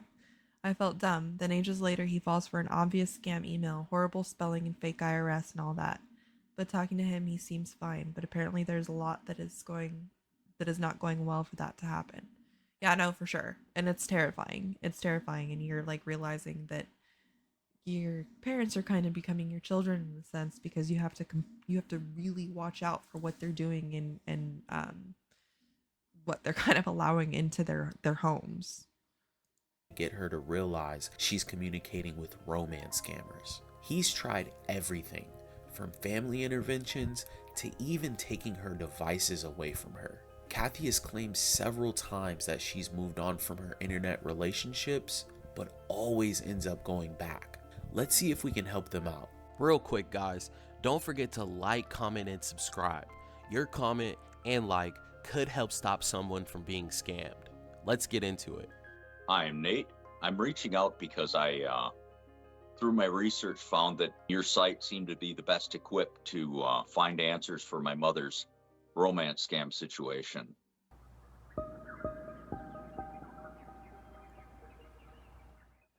She asked me to borrow $2,000, and she never asked for money. At first, I said, "Yeah, sure," but then I go, "Well, but what's it for? I mean, are you okay? I thought it might be a health issue or something like that." And she goes, "No, there's this guy I've been talking to online." I'm like, "Oh no." And then she goes, "No, he's a general," and I'm like, "Oh God." This has been going on since about this time last year. She sent money to fake Elon Musk, which makes zero sense to me. $150 in gift cards for his kids, apparently, because they really needed them. I would say September, she started to talk to Mark Milley. Mark Milley got somewhere around $8,000. She's taken out a lot of lines of credit to send them money. So she's having to pay back, I think it's $1,400 a month for the next year and a half. I noticed on one of the emails that she'd sold whatever jewelry of hers that she could. Are we thinking there's any mules involved in this one? So far, it seems like they go directly to the source. Good. Although I do get upset sometimes, especially when she's lying. We took her devices away for a week just to maybe hopefully just reset her a little bit. It's weird that it works that they pick public figures. I mean, we've watched a few of them where they thought that they were involved with Johnny Depp or what's the other guy? There was one that was involved that thought they were involved with Chris Brown. Yeah, it's really bizarre. It's really bizarre. I mean, things that you should easily be able to find out if it's true or not. And it's just like everybody, all of the red flags that they see, they just completely, it's like they're colorblind and they're just little green flags all over the place. Just And she didn't like that at all. We had found that she was logging in through using other devices. We took her tablet away first, and then she figured out how to talk to him through other devices. And she said, well, he's supposed to call me at the end of the week. So if he doesn't call me at the end of the week, I've drawn a line in the sand. That's it. That's it. I'm not going to talk to him anymore if it's not him. I said, well, what if he doesn't call? Is that also going to be a deal breaker? Yes, it is. I said, well, Mom, first of all, he's not going to call. I don't think isolating her and not using resources and finding resources such as yourself to get her help, I didn't think that was the answer, or at least not without trying. Well, Seekers, we had our work cut out for us. Nate was obviously fed up with his mom telling him that she was going to cut things off, but she seemed to always give in to sending more money. After getting this email from Nate, we had him set up a call for us to sit down and speak to Kathy, face to face. We wanted to understand where she was at with Mark Milley. I'm glad to be speaking with you and wanting to get this resolved. We're gonna definitely try to dig in for you, find some answers and some closure. It's great to have a son like Nate, right? He's great. He's a lot better on the phones and computers than I am. So what was your past relationships like before you met this man? I was married to Nate's father for 13 years, and we divorced, and then I remarried for 23 years. So now, by my choice, I'm divorced. So I've been single now, or divorced, for 15 years. Tell me about the first time he reached out to you. He wanted to have, a relationship. He was apparently... Yeah, that's what's terrifying.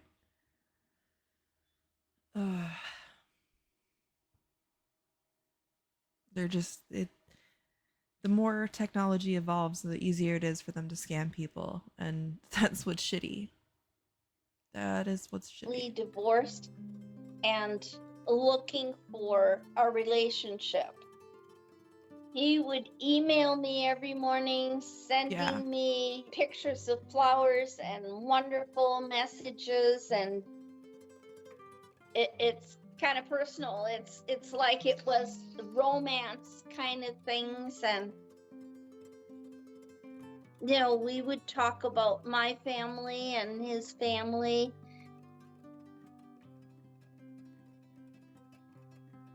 It was pretty delightful because I had been without that for many years. When was the first time he asked you for money? He apparently was initially first in Syria at a post.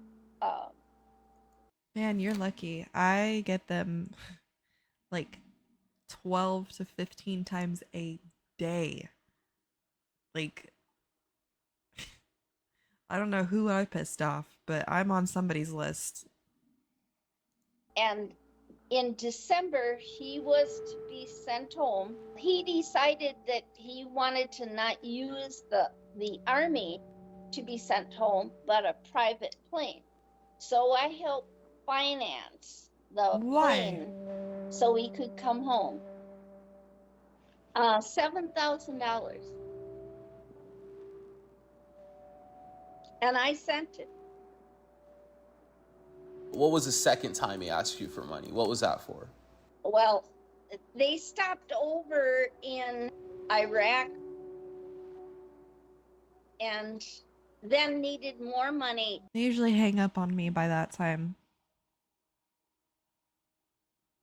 To get out of there to get back home. When's the last time you sent money to him, Kathy? The Army, you know, wouldn't bring him out of there and needed more money to get out of there to come home. So I funded some more money. Jeez.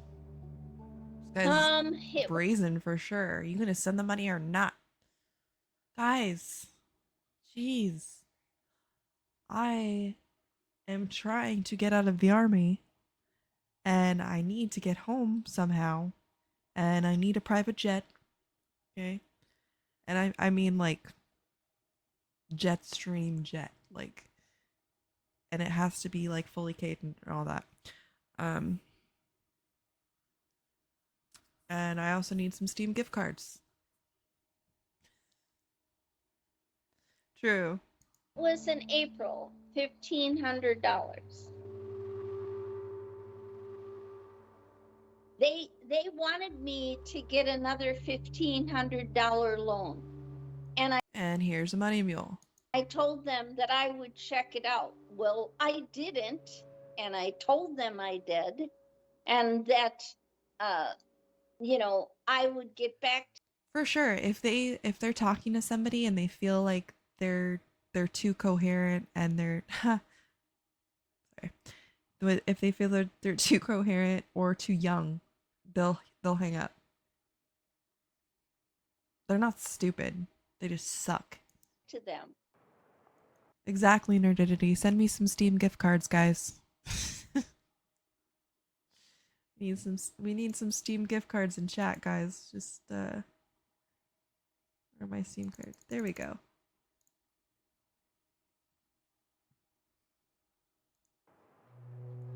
Nate's told us that you've received a check, though. I did. And they both couldn't be cashed. May 25th it was sent. They wanted to pay me back for what I have contributed. I got 2 of them, and I can show you both. The reason why we really wanted to sit down and talk to you is because we were worried about you. Your son doesn't trust that you believe that this guy is truly a fraudster. Before, I think he doubted that I was sincere about wanting to, you know, get to the bottom of it, but I am, and he's a good person to help facilitate, because, you know, I'm not used to these kinds of things, you know. I think it's possible she's turned the corner. Oh, I am. I think it's possible. No. Do you think it's worth us looking into and kind of running searches for you and showing Jody. you that stuff? Well, I you know, I'm wondering if Mark Milley is really Mark Milley. I mean, all day I've been getting messages from Mark Milley. Did you get the loan yet so I can get out of here? And then also from Belle Red, the agent. Do you have any updates on the loan, the $1,500 that I'm supposed to send? The reason Nate was shaking his head the whole interview was because Kathy had been to this point before and ended up getting scammed multiple times after. You could tell she just needed more confirmation. Being a single person my age, This poor guy, it's probably his full-time job at this point to just keep her away from scams, and he doesn't seem to be able to do it. That's how I feel. Like, it just reminds me of iCow's situation with his mom. It's just sad. it was very flattering, but now I'm feeling the pains. She used to have people who were like high society chasing her back in the 80s. She was a model back in the 80s. So it's kind of like, you know, now she's 73, but I suppose somebody could forget, you know, that kind of, you know, that kind of changes over time. You know, some people would say, well, why would you think that the general would go after you? Well, I mean, that what might have been true in the 80s, you know? Well, you know, for being 73, I don't look 73, although today I'm kind of in my grubs. But no, I dress up quite nicely. I still get, you know, should I say hit on by guys. It's kind of like I'm just wanting to just get back to just being family and done with all that interplay, romance stuff.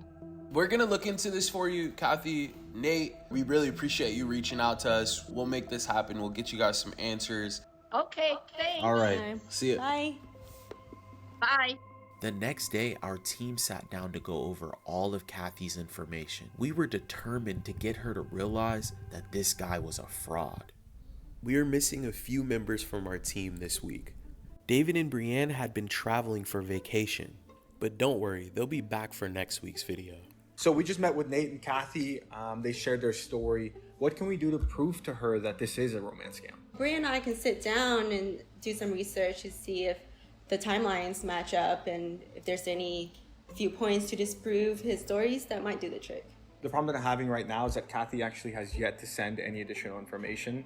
And I spoke with Nate, and he said that she may be keeping information from us to protect them. If she were really absolutely convinced that they were scammers, I mean, she wouldn't think of them that way. Right, which is really confusing to us because we assumed she was aware this is a scam. I will say that it is possible she was deliberately withholding information, either to, make herself look better or to protect the scammers. I don't really know. I think it's really hard to tell which one of those, if at all, it would be. So good news is that we actually do have some items. We have some photos, a check, and we also have his email address. What do you know about this person in the images? I see his images a lot in romance scams. The next day, Virginia and Bree got straight to work. They dug into everything Kathy sent us. So Nate reached out to us on behalf of his mom, Kathy. She's been scammed multiple times before, and now she thinks she's talking to General Mark Milley. Oh, well, clearly it's... I mean, that's way more believable than Johnny Depp. Not the real Mark Milley, but... I feel like the women who've been catfished by people claiming to be Johnny Depp really need, like, a support group. It's... The dude's got a lot of girlfriends, let me tell you. Rating from all ages. Dude's got... working with a lot of chicks. Let's try and find something to prove that he's not real. Yeah, let's do it. Just looking at the information that Kathy sent over, there's quite a bit of things that we can disprove. Like the email address that he's using to contact her, it's not a government email address. So the Gmail email address he was using, it's definitely not real. Military general wouldn't use a Gmail account. Right, yeah. Guess what I found? I found an article that shows... Well, I don't think that that's a good point. I don't think he'd be messaging her from his work account. I don't know. That he's not in Syria right now. Oh, really? Yeah. Okay, let me see. Well, we felt we had everything we needed to get Kathy to come to terms. A week later, we set up a call with Kathy to go over everything that we found about this Mark Milley profile. Stick around until the end. We'll give Kathy the truth. The new one or the old one? This one's the Mark Milley at gmail.com. Oh, well, that's a new one. And we'll team up with Nate to hopefully break through to her. I asked him and he said he's real. That's my mom impression. If you've made it this He actually sounded like her too. far, don't forget to like, comment, and subscribe, guys. Okay. We appreciate you so much. We appreciate you too, Drew. Drew's a friend of the channel. Hi there. Hey, Kathy. Hey, how are you? I'm good. How are you? Well, I'm pretty good. Just a little tired. I've been working for the last few days, so and I'm not used to it. I'm retired. but I'm doing fine. Our main focus today is to give you some clarity and some closure through this thing. We wanted to just X out Mark Millie's name from this completely, okay? Okay. When we last spoke, you said you were confused on if you were truly speaking to Mark Millie. What are some reasons that lead you to believe that this truly is him? He sent like his driver's license, you know, he would like send pictures. Yes. And that's how most of these people are. A lot of these people will borrow from their family, steal from their family, take from their 401k, sell their homes, all kinds of shit. All kinds of shit. Of himself in his uniform, which he hasn't been in for a long time. We just want to give you clarity and hopefully just put the nail in the coffin on this whole thing so you can move forward with your life. That sounds wonderful. I'm ready to have your assistance. Okay. The first thing that we wanted to go over was the email.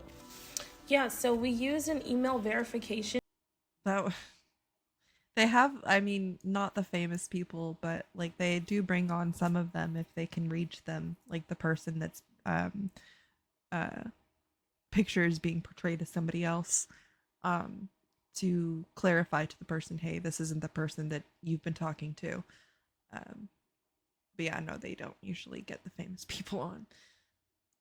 Tool to determine if an email's been used quite often, if it's been flagged for fraud.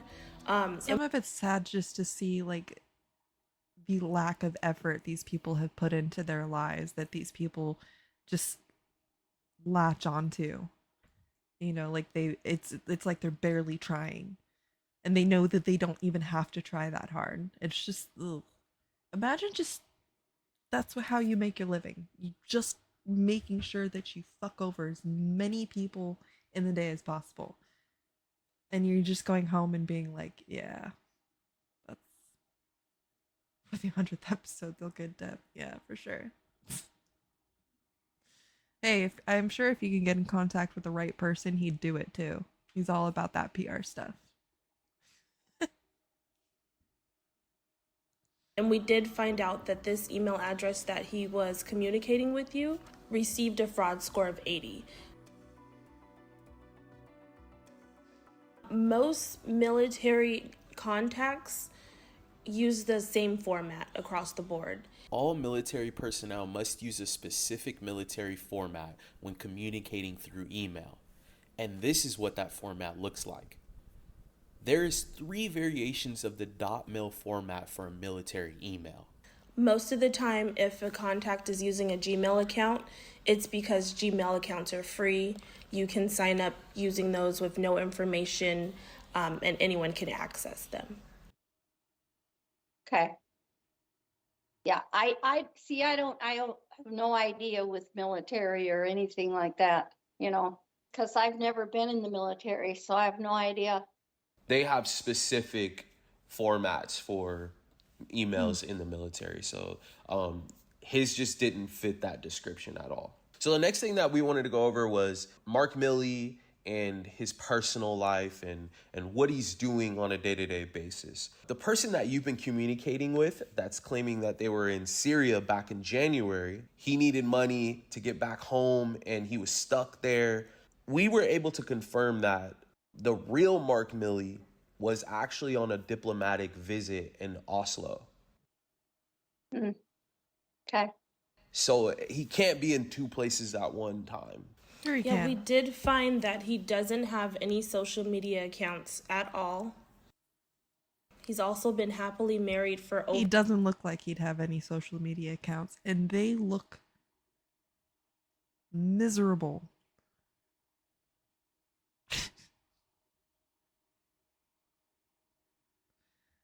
You know what this picture reminds me of? It reminds me of the picture of the old man and woman at the farm.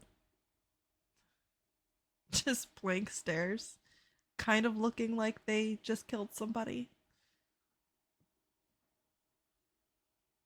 Over 36 years.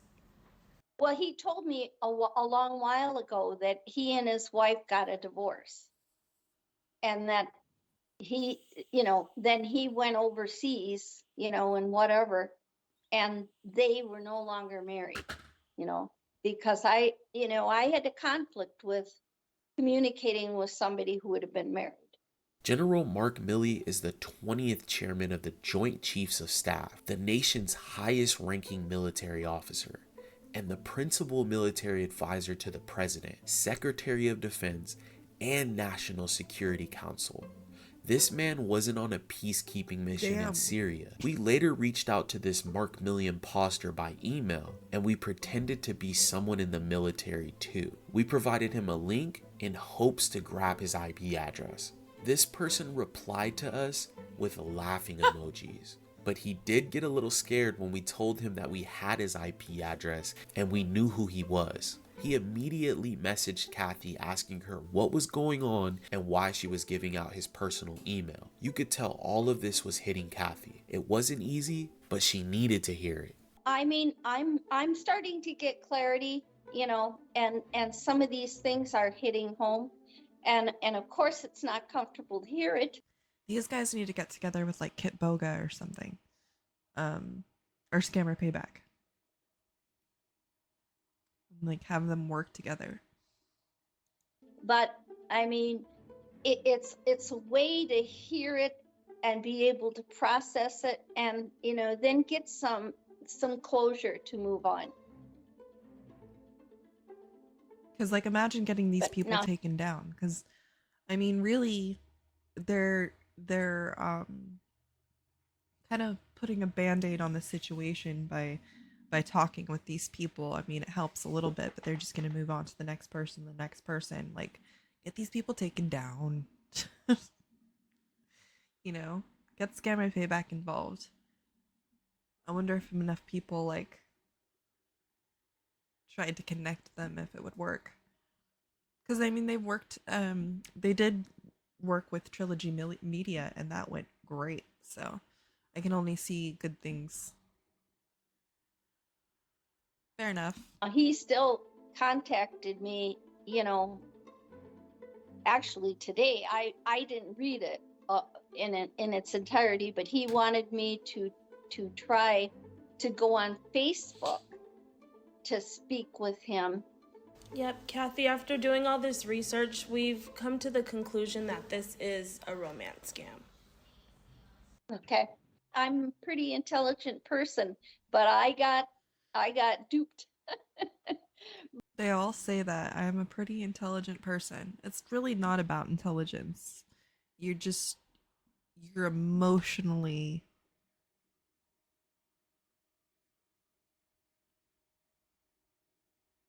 I don't know how to word this. I'm gonna get myself canceled. You're emotionally,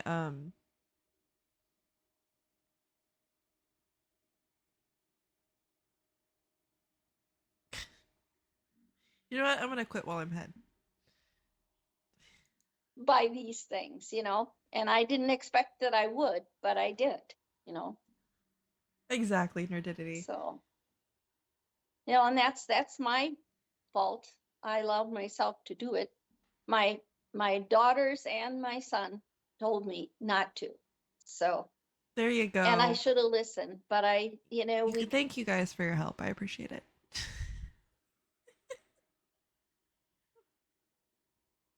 Thank you. I kept coming up with the wrong words, and I was like, nope.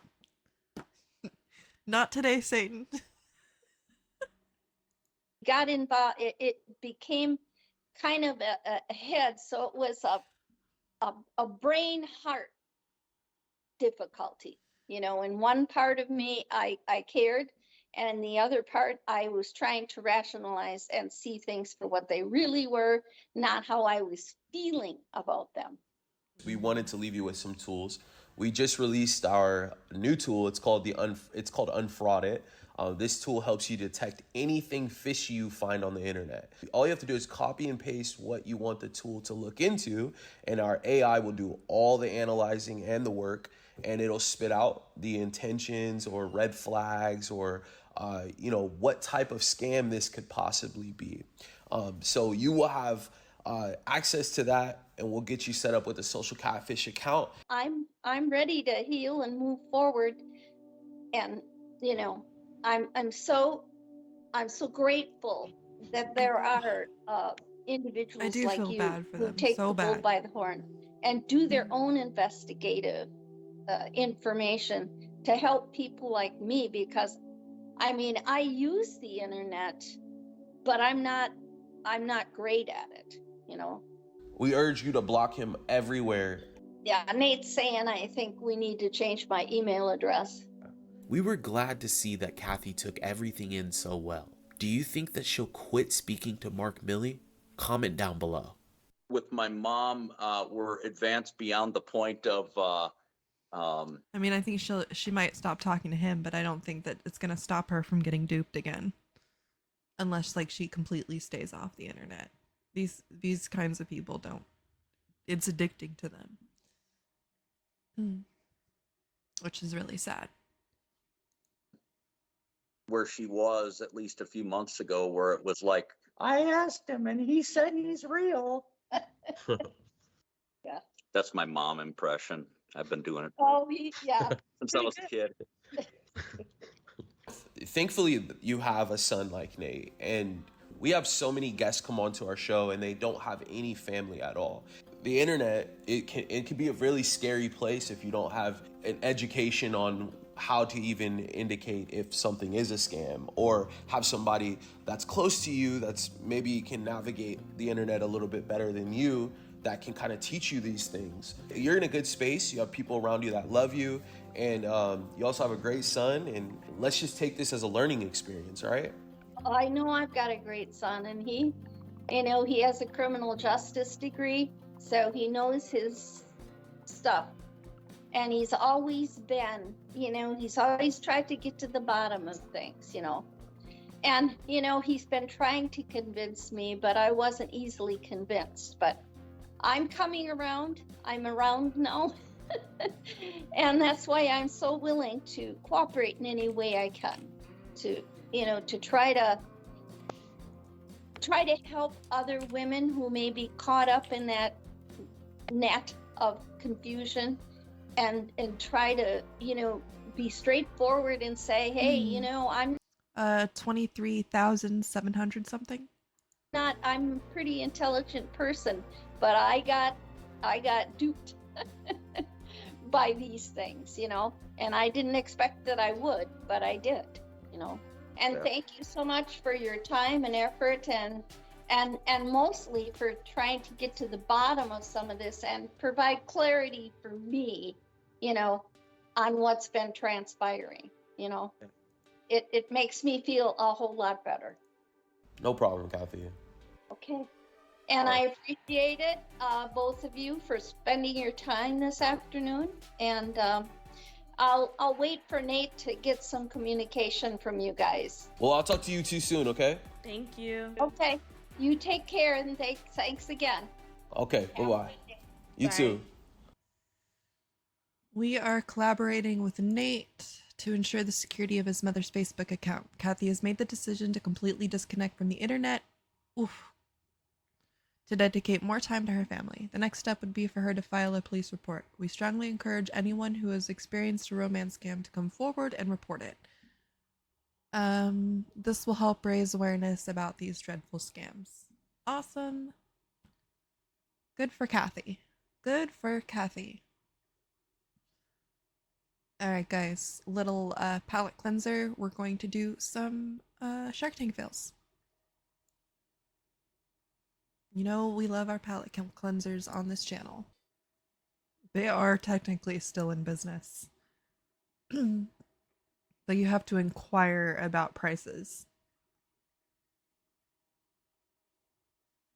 Interesting.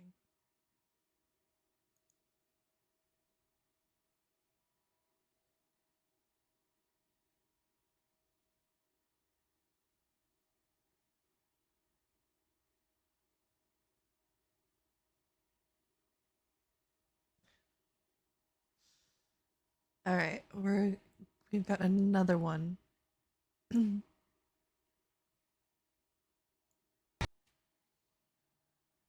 we have any more?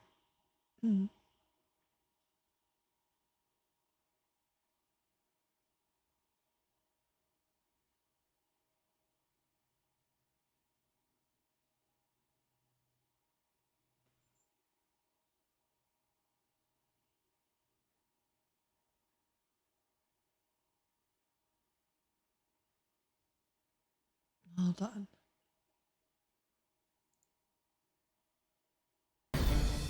First into the tank tonight. Oh yeah, for sure. We can go over one of those. Hold on.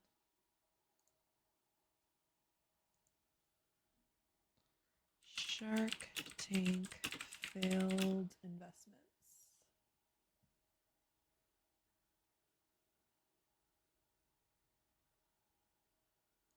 Worst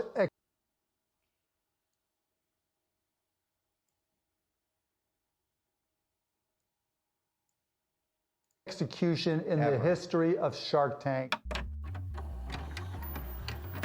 Plenty of millionaires have been made thanks to the hit show Shark Tank, but there have been far more failures. Some people impress the sharks with their products on the show, but once it's time to do business in the real world, they can't keep their heads above water. Sometimes the product is simply unpopular or grave mistakes are made. Other times, human greed takes over.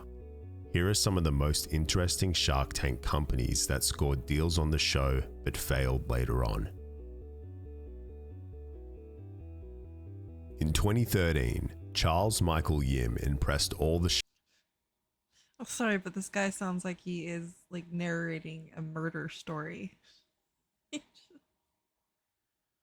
it's not that serious. sharks with a strong pitch for the breathometer. It was essentially a pocket-sized device that could be plugged into your They later found out that there was a body in his basement. smartphone. You would simply breathe into the device and an app on the phone would display your blood alcohol content level, then let you know if you were safe to drive. The sharks saw the potential in this product and the impact it could have to make roads safer. Charles had already invested $50,000 of his own money, generated $140,000 in revenue via Indiegogo, plus attained $500,000 from other angel investors. Charles revealed that he wanted all the sharks to come in and invest a total of $1 million. Mark Cuban, who already owned a company that specialized in sensor technology, initially refused to work with the others. After an intense negotiation, Charles accepted a history-making offer. He got all 5 sharks on board, $500,000 from Mark Cuban for 15% of the company, and another $500,000 from the other 4 sharks for a combined 15%. In total, the deal was $1 million for 30% of Breathometer. After the episode aired, Breathometer's sales skyrocketed to $20 million thanks to publicity from the show. The company struggled to catch up with the demand, but eventually fulfilled the orders over 6 months. Breathometer then released 2 new products: Breeze, a Bluetooth version of the original device, as well as Mint, which measured bacteria levels in the mouth. Breathometer even partnered with Philips, a major oral healthcare company, to bring the products to the retail market. Breathometer was advertised as a law enforcement grade device to help people determine whether or not it was safe for them to drive after having drinks. But the product had problems with accurately measuring blood alcohol content levels from the very start. In 2014, the company attempted to quietly cover up the problems by updating the app to overestimate results, which didn't actually fix the accuracy issue. In 2015, tests revealed that ambient humidity and temperature affected results. It was also discovered that devices' sensors deteriorated over time. By now, the Federal Trade Commission, or FTC, had Breathometer firmly on its radar. In October 2016, Breathometer updated its app to permanently disable the blood alcohol content measuring feature. In 2016, Kevin O'Leary revisited Breathometer on Beyond the Tank and was less than impressed. Charles claimed that the company was now worth $50 million, but all of the sharks were yet to make a return. The app had been updated to no longer measure blood alcohol content, and the company had shifted its focus to oral healthcare. In January 2017, the FTC filed a complaint against Breathometer, alleging that they made false or unsubstantiated representations about the accuracy of the device. Of course they did. Is anybody shocked? Who would still continue using their products? Oh my god. Oh. Devices and falsely claimed to have undergone rigorous government lab grade tests. Breathometer reached a settlement with the FTC and were ordered to issue full refunds to any customers who requested them. In 2022, Mark Cuban told Full Send Podcast that Breathometer was his worst Shark Tank investment. Charles had essentially spent the money partying in Bora Bora and Las Vegas instead of working on growing his company. Today, Breathometer no longer exists, and none of the sharks made any of their money back. The guy, Charles, I look at his Instagram and he'd be in Bora Bora. He'd be in Vegas partying, then he'd be on Nectar Island with Richard Branson. And I text him like, what the fuck are you doing? You're supposed to be working. Oh no, I'm networking. Next thing you know, all the money's gone. Yeah, that was my biggest beating. Dallas Sweet friends balls. James McDonald and Cole Egger entered the Shark Tank in 2013 to present their product Sweet Balls. After getting giggles out of the way, the pair impressed all of the sharks with their range of cake balls. Not only were they delicious, Cake they balls were are making really good. serious money. $700,000 in sales in just 90 days, mostly through 7-Eleven stores. In another rare Shark Tank situation, all 5 sharks were interested and made offers. They all argued that they had superior retail and distribution connections, but eventually, the Sweet Balls partners struck a deal with Mark Cuban and Barbara Corcoran, $250,000 for 25% of the company. However, what wasn't mentioned on the episode was that there was a third Sweet Balls partner, Matt Landis. In fact, the company was originally just Matt and James. Cole Egger joined later. In January 2013, James and Cole had hired a new CFO without consulting Matt, before selling 5% of the company to other investors. By the time the 7-Eleven deal and the Shark Tanks episode happened, the 3 Sweet Balls founders were not on the best terms. Just days after the Shark Tank episode aired, Cole Egger seized control of the sweetballs.net domain. He submitted a non-negotiable offer to buy out Matt and James and debuted the new website, cakeballs.com. James then sued Cole just 1 week after the two of them watched their episode air. James alleged that Cole had messed with the website and made deals with other parties behind their backs. A restraining order and injunction was placed against Cole and his Cakeballs website to stop him from proceeding with his competing business. Currently, sweetballs.com does appear to still be taking orders. However, their Facebook and Instagram have not been updated since 2020. So good. James McDonald is listed as the sole founder on the website, and Cole Egger has been cropped out. It is presumed that Mark Cuban and Barbara Corcoran pulled out of the deal, and Sweet Balls was never able to capitalize on its Shark Tank publicity. Bodyjack is infamous for being called out by Barbara Corcoran as her worst ever Shark Tank deal. Back in season 1 in 2009, an eccentric entrepreneur named Cactus Jack entered the tank with his fitness invention, Bodyjack. Cactus Jack was a lifelong serial entrepreneur who bragged that he had never had a real job, but also revealed that he had declared bankruptcy in the past. He brought his fitness instructor daughter along to demonstrate the Bodyjack, which was an infomercial-friendly product designed to make doing push-ups easier. The sharks made a few digs at Cactus Jack's physique, and he admitted he had never used the product himself. Barbara Corcoran then made a unique offer. She would go in with Kevin Harrington to invest $180,000 for a 50% stake, only if Cactus Jack lost 30 pounds by using his own fitness product. Cactus Jack accepted the offer. An update segment aired a few weeks later, during which Cactus Jack stepped on the scale and showed that he had indeed lost the 30 pounds. The Sharks and Jack signed the deal and his infomercial was produced. Now, the best exercise in history is about to meet the 21st century. Introducing Body Jack. Simply the most effective and fun way to do a push-up. Guaranteed. Cactus Jack continued spruiking the product over the next few years and appeared to have invented several more products as well. How have I never heard However, of that? I feel like I would hurt myself on that. Looks like a disaster for me. it is believed that the Body Jack went out of business in 2015. The bodyjack.net website no longer exists, and Jack's marketing blog has not been updated since 2013.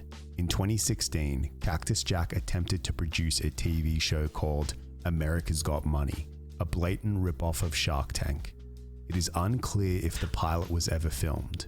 The same year, he appeared in a video with former Shark Kevin Harrington to help promote Kevin's Indiegogo campaign. Cactus Jack has mostly been inactive online since 2016, posting only one short Facebook update in 2019. Johnny Gennaro and Vinny Pastore walked into the Shark Tank in 2011. If Vinny Pastore looks familiar to you, it may be because he was an actor known for portraying Pussy Bonpissero on The Sopranos, which is widely considered to be one of the best TV shows of all time.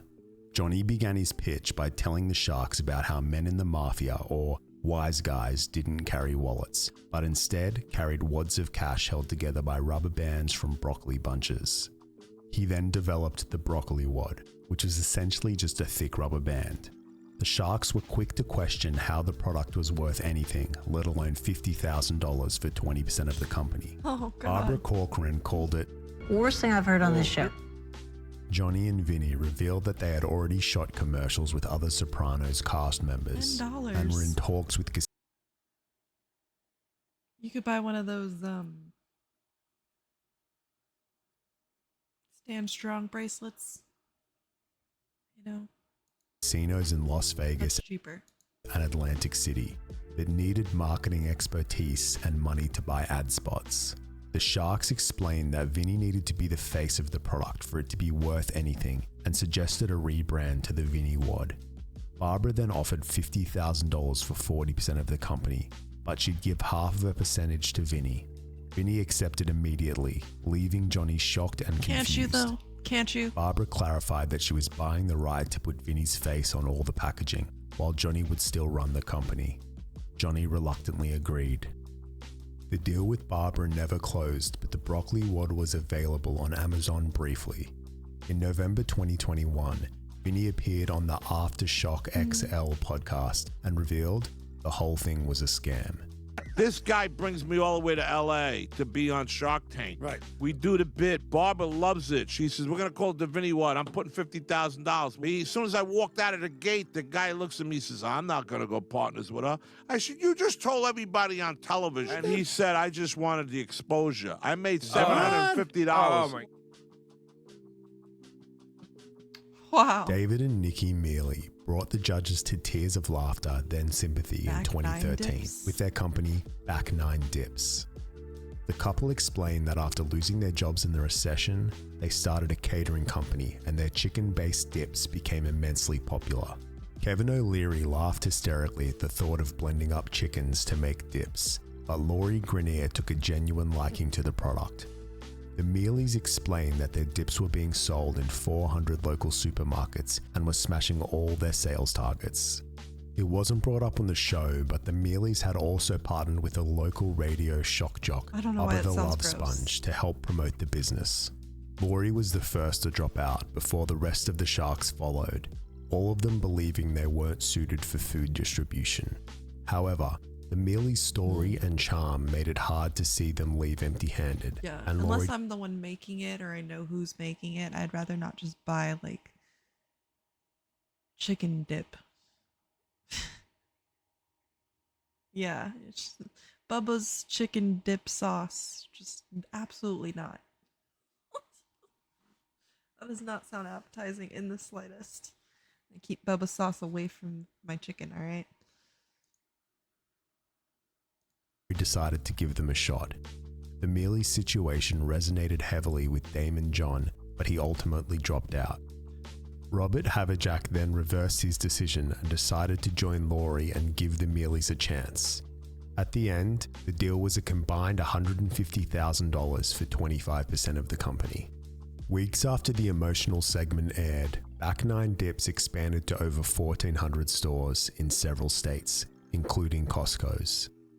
The Mealies had high hopes to eventually have their dips in every state in the country. Unfortunately, in that same year, Back Nine Dips had to halt production after it was discovered that the Buffalo Blue Cheese dip contained anchovies, an allergen that was not mentioned in the ingredients list. A full recall was required. 112,500 pounds, or 51,000 kilos of dip was brought back. It goes without saying that the product recall took a huge toll on the company, and it seems that they were never able to recover. The official website no longer exists, and the Twitter account was abandoned in 2014. Both Dave... It's this awful name too, Back Nine Dips. It's terrible. David and Nikki Mealy are currently working in sales and appear to be enjoying a comfortable life with their 2 children. In 2013, Michael Barsman and Brian O'Connell walked into the Shark Tank seeking $125,000 for 10% of their business, Invisiplug. The duo designed... Guys, I am about to be going on 4 hours of streaming. If you are watching and you have not followed, please consider following. It is a free way to help support the channel. I am trying to get to... My goal is to get to 600 by the end of the month. We are slowly rounding the end of the month, and I think I'm at 598.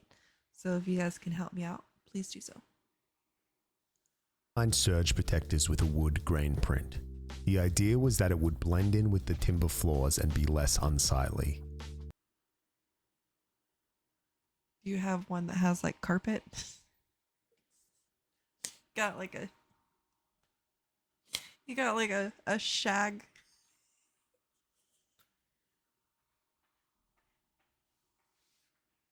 It's fantastic. That's just so stupid. Those don't even match. This one's not even close.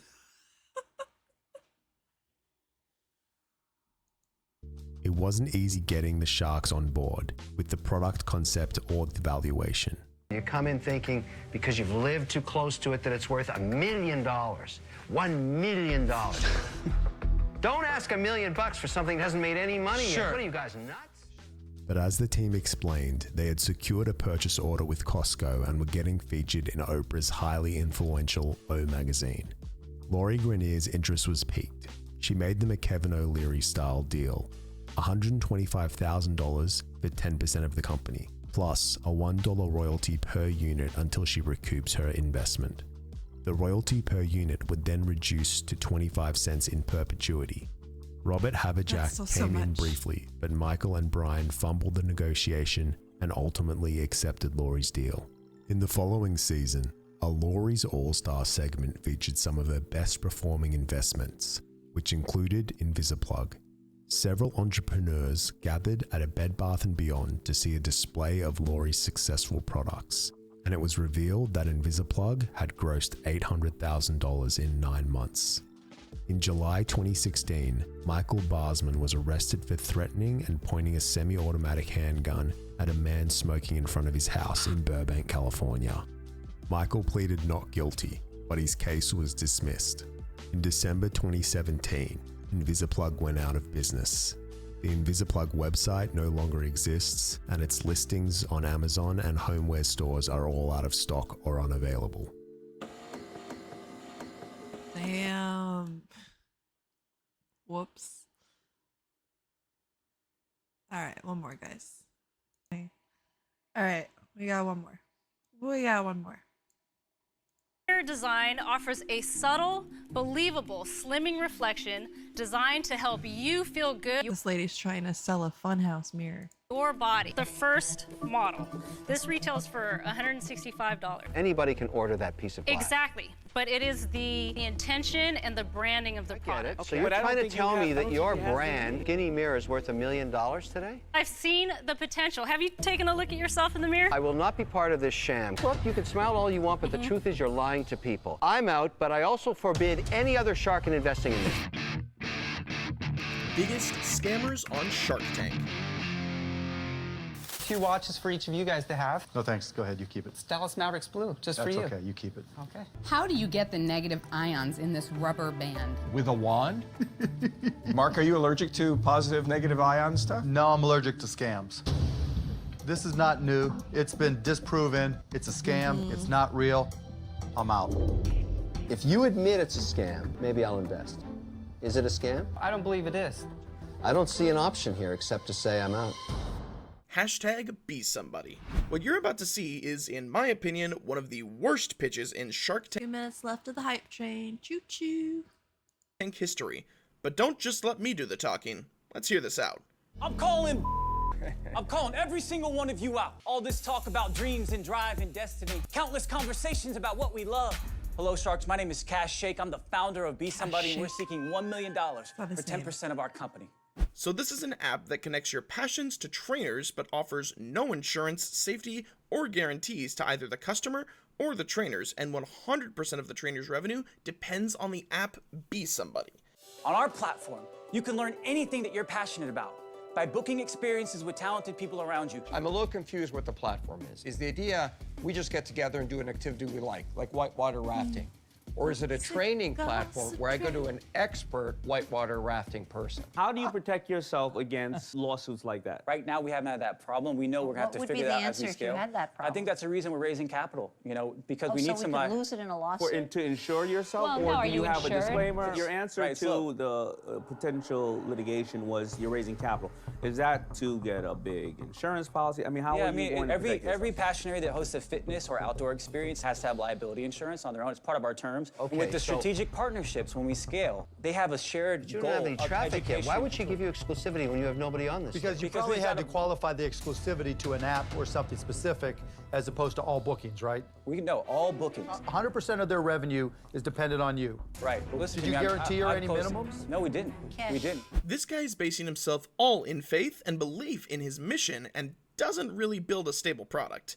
All the Sharks heard from this guy was preach, preach, preach, and was unable to listen to the Sharks, and the conversation was pretty heated. Thanks so much for the level 1 hype train, guys. You totally rock. All of them were out. I'm going to show you guys one thing real quick. my God. I think it's important. I used to carry this around back in 2011. A little 8x11 car that I met myself Cash, when I you're was killing going us. around the world to try to Cash, inspire Cash, people. You're killing us. Did you bring a collection plate? Oh. I feel as though you don't have the capacity to listen. Could you imagine what kind of a partner you would make for me? I'm out. I don't understand the business. Right. I mean, I'm out. the people that are here, they're inspired by the movement. Cash, silence. We're going to own All the right? experience. I'm calling you out. In 8 years of history, you're one of the first people to ever have 6 shots at this. Right. You struck I out on appreciate every it. one. 0. See you, buddy. Go be somebody, bro. The Scrubby. The Scrubby is a universal scrubbing attachment to help you scrub the food off of your dishes, and it can even attach itself to other faucets. One problem though, it looks ugly in that they came to the presentation with no numbers, only cool adjectives for the Scrubby. That doesn't translate into sales. The Scrubby is a universal cleaning attachment that turns your ordinary sink sprayer into a supercharged cleaning machine. The Scrubby has a threaded interior, so you can take it outdoors and screw it right onto your garden hose. It's ugly. What kind of sales we got?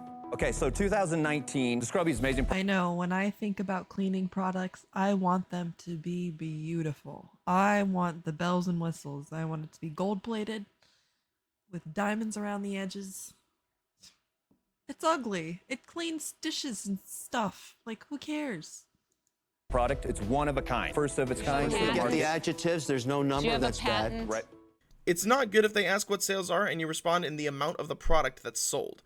They want to know how much is that in dollars. When they explain their forecast is just based on guesses? I don't know about you, but I don't think this is going anywhere. So in those 2 days, we sold a couple hundred Scrubbies. How many dollars? In dollar cents, what we made at the show? No, just sales. I've asked you 5 times. So total, we sold 868 Scrubbies. How many dollars is that? That is right around $13,000. It's never good when Mr. Wonderful, who loves numbers, asks you what were sales in 2019, what are sales in 2020. And there's a lot of them. Just give me a number. Right, so total sales to date is 868 Scrubbies. Tyler, why can't you answer Kevin's question? We are predicted from other companies that want to do business with us, their projections, that we are going to do around $320,000 this year. So they're just guessing. There's no real there, right? That's the problem. That's why you're here. To top it all off, their logo looks a lot like Scrub Daddy.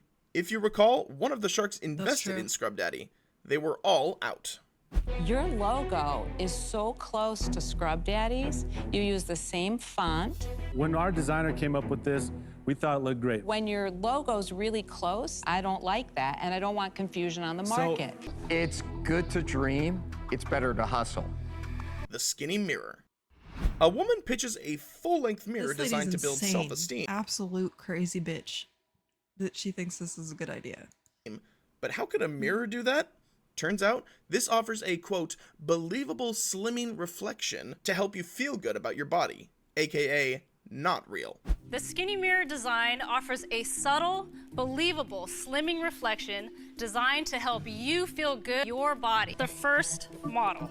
This retails for $165. Anybody can order that piece of glass. Exactly, but it is the intention and the branding of the product. One of the sharks not only got out of this business, but also forbade any other shark to invest in this sham. This person does not understand the effect this could have on women, teens, and young girls' mental health. So you're trying to tell me that your brand, Skinny Mirror, is worth $1 million today? I've seen the potential. Have you taken a look at yourself in the mirror? I will not be part of this sham. Look, you can smile all you want, but the truth is you're lying to people. I'm out, but I also forbid any other shark in investing in this. Tycoon. While it's true that There are stores that have slimming mirrors. It's pretty gross. a great way to consistently build wealth is through investing in real estate, you cannot play with people's life savings, and this next clip is an example of that. With Tycoon, you choose the amount to invest, go through an online... Why would you name your real estate investment business Tycoon? It's not allowed. It's supposed to, they're supposed to let you know that that's what it is. So yeah, no, it's not allowed.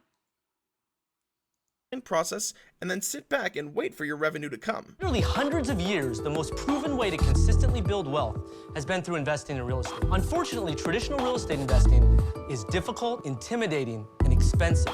Tycoon Real Estate is a crowd investing platform that allows everyday people to invest in real estate for as little as $1,000. To Tycoon's website, go through a simple online process, and once the investment goal is met, you're a real estate investor. That all sounds good, but what is the reassurance? How can you get the money back? This platform has absolutely no way to protect the investors. You basically don't know how your money is being used, and for that and many other reasons, all the sharks were out. This idea is spooky and scary. How do I get the Boom, return? boom, boom, give the guy a cigar. What was the total raise on that? That was $100,000. What was it? It was a part of a house in San Francisco. Part of a house? You charge 1.25% for that deal. Yes. Platforms like this can actually help standardize things, protect investors, so that they can't Protect investors? That's The correct. reason I went out, they put their last $1,000 in their first, but somebody gets sick, grandma gets sick, car breaks down, whatever it is. They need liquidity. Yes. They have none. The ways that the rules are outlined is that after a year of holding a crowd-funded equity investment, you have an opportunity to be able to sell it. Yeah, to who? This is one of the market risks. I don't like the idea of investing in real estate online with a bunch of other people I don't know. All right. Thank you. Thank you, guys. ESSO watches. It's absolutely retarded. Apparently, too much positive ion in our bodies puts an unnatural pressure. So this guy has created the ESSO watches, a silicone Things are fashionable full of watch shit. infused with negative ion technology to simply restore our energy field. The sharks were a bit skeptical, but Lori decided to test it out, and it looks like it works. A few watches for each of you guys to have. No thanks, go ahead, you keep it. It's Dallas Mavericks Blue, just for That's you. okay, you keep it. Okay. How do you get the negative ions in this rubber band? With a wand? But when he came up to provide some samples, Mark already had spotted this was a scam, as this had been disproven before. He couldn't even answer how he could get the negative ions in the watch. This was probably one of the fastest outs in history of Shark Tank. Mark, are you allergic to positive, negative ion stuff? No, I'm allergic to scams.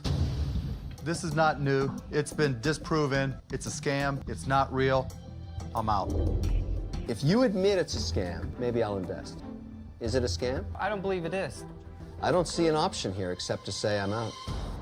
Minus Cal. Minus Cal comes in a science-based snack bar and diet tablet that blocks fat when you eat it. Sounds pretty good. It basically keeps you from absorbing those calories, but not everything is as good as it seems. starting with the fact that the snack bars don't even taste good. The name of our company is Minus Cal, A science-based snack bar and diet tablet that block fat when you eat it. Doesn't taste great. What? Doesn't taste that great. It's interesting how Mark is so quick to see through these pitches and starts asking questions that the group doesn't really give credible answers to. Now, Colive is an all-natural ingredient that's derived from fresh green tea, and what we do is there's a particular molecule, the active ingredient in green tea. We extract that and we increase the potency of that particular molecule by 20 times. You can't claim that it's going to reduce 100 calories out of what you eat by taking 2 pills. We don't make that claim. That's what he said. We are going to make the claim that it's going to block fat at a percentage dependent on... Your t-shirts say Minus Cal. I have the data to back it up, but you're wrong. No, I'm not wrong. So listen, No, you you're got not. green tea extract, right? And you invented a product called No, it's not Colate. green tea extract. That's what you said. I said it's derived from green tea. We take a particular molecule, we increase that concentration by 20 times. Because that green tea molecule can lower your cholesterol by 20%, right? Yes. Everybody knows that. It's very dangerous to sell What's funny is that it's actually derived from black tea extract, not green tea extract. products that will do, quote, malicious things, and the business and strategy is completely ambiguous. They say the product doesn't make you lose weight, but their publicity says otherwise. Needless to say, all the sharks were out.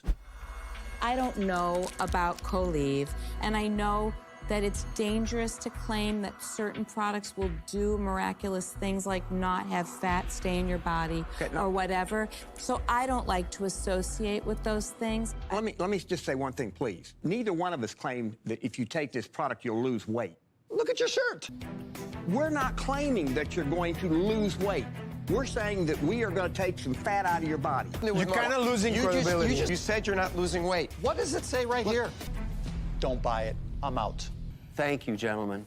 Crowd Property Capital. Get wrecked. Coming up, this guy has brought the Crowd Property Capital to the sharks. But what is it? Basically, it's an app that allows investors to loan funds to borrowers on fixed terms. My name's Dave Lovato, seed funding for my startup, Crowd Property Capital, peer-to-peer lending platform to allow investors to loan funds to borrowers on fixed terms. It cuts out the traditional middlemen, being the banks, resulting in a better deal for both investors and borrowers. The business model is not quite there yet, am I right? It doesn't seem very trustful for either the loaner or the borrower. The app would only give 4% in return on a loan. That's just not good. This platform will give a yield around 2 percentage points higher than a term deposit in the bank. And what security are you going to give the small investors on that loan? There'll be mezzanine finances, won't they? So they won't be first mortgage, they'll be second or third. It will probably be second or third mortgage because we don't have the And size. you want to give someone 4% return on a mezzanine type loan? That's terrible. In this type of case, they should give a higher amount of return because of the higher risk that loaners take. At the end of the day, he said he couldn't legally launch this app since he has no license and no trust. You can see by all of the sharks' faces that they won't take it. But then, he makes it even worse by saying that he didn't say 4%, but he literally just said that. If that building falls down or they go broke, the banks come in and go, we're the first mortgage, we get all the security, and then you've basically got nothing. You get a better return on that because it's higher risk. And I don't doubt that the investment is a higher risk, and that's why you get a higher interest rate. No, 4% is not a higher interest rate. I didn't say 4%. I just want to know, do you need a financial services licence? You do? Yes. Right, and have you got that licence? No. So the biggest thing I wrote down here was legitimacy and trust. You are tiptoeing through an absolute minefield, and you want us on your back. I want to keep my foot. I'm out. Thank you very much. I want to keep my foot. Thanks. Breathometer. Cuban said that the breathometer was the these worst guys? investment deal he's ever. The world's first smartphone, the 700 amongst. Up interview, Cuban said that he saw the guy in Bora Bora and Las Vegas, and the next thing you know, all the money was gone all of a sudden, and made the shark lose like $1 million. What was your biggest loss? My biggest loss was probably $1 million. There was this company that had, oh, what the hell was it called? But you would blow into it and it did alcohol detection. And it was a great idea and actually a decent product. But like the guy, Charles, I look at his Instagram and he'd be in Bora Bora. That'd be so funny. And I look at his Instagram. This guy's shit. Yes. What? 2 weeks later, and he'd be in Vegas partying, you know, then he'd be on Nectar Island with Richard Branson. And I'd text him like, what the fuck are you doing? You're supposed to be working. Oh no, I'm networking. Next thing you know, all the money's gone. This is where we'll end our video. Yeah. this is where I'm going to end my video too, guys. Thank you so much for sticking around, stopping by. Thanks for the follows, the subs, and the biddies. Always appreciated. We will be back tomorrow for some more scams, some more Shark Tank, some more little bit of everything. Make sure you guys are here. Turn those notifications on. We are going to raid into Stardust, and I will see you guys later. Thank you so much. Stick around for Stardust, guys. Don't be rude. And like I said, thanks for sticking around for me. Appreciate it a lot. You guys rock, and I will see you next time.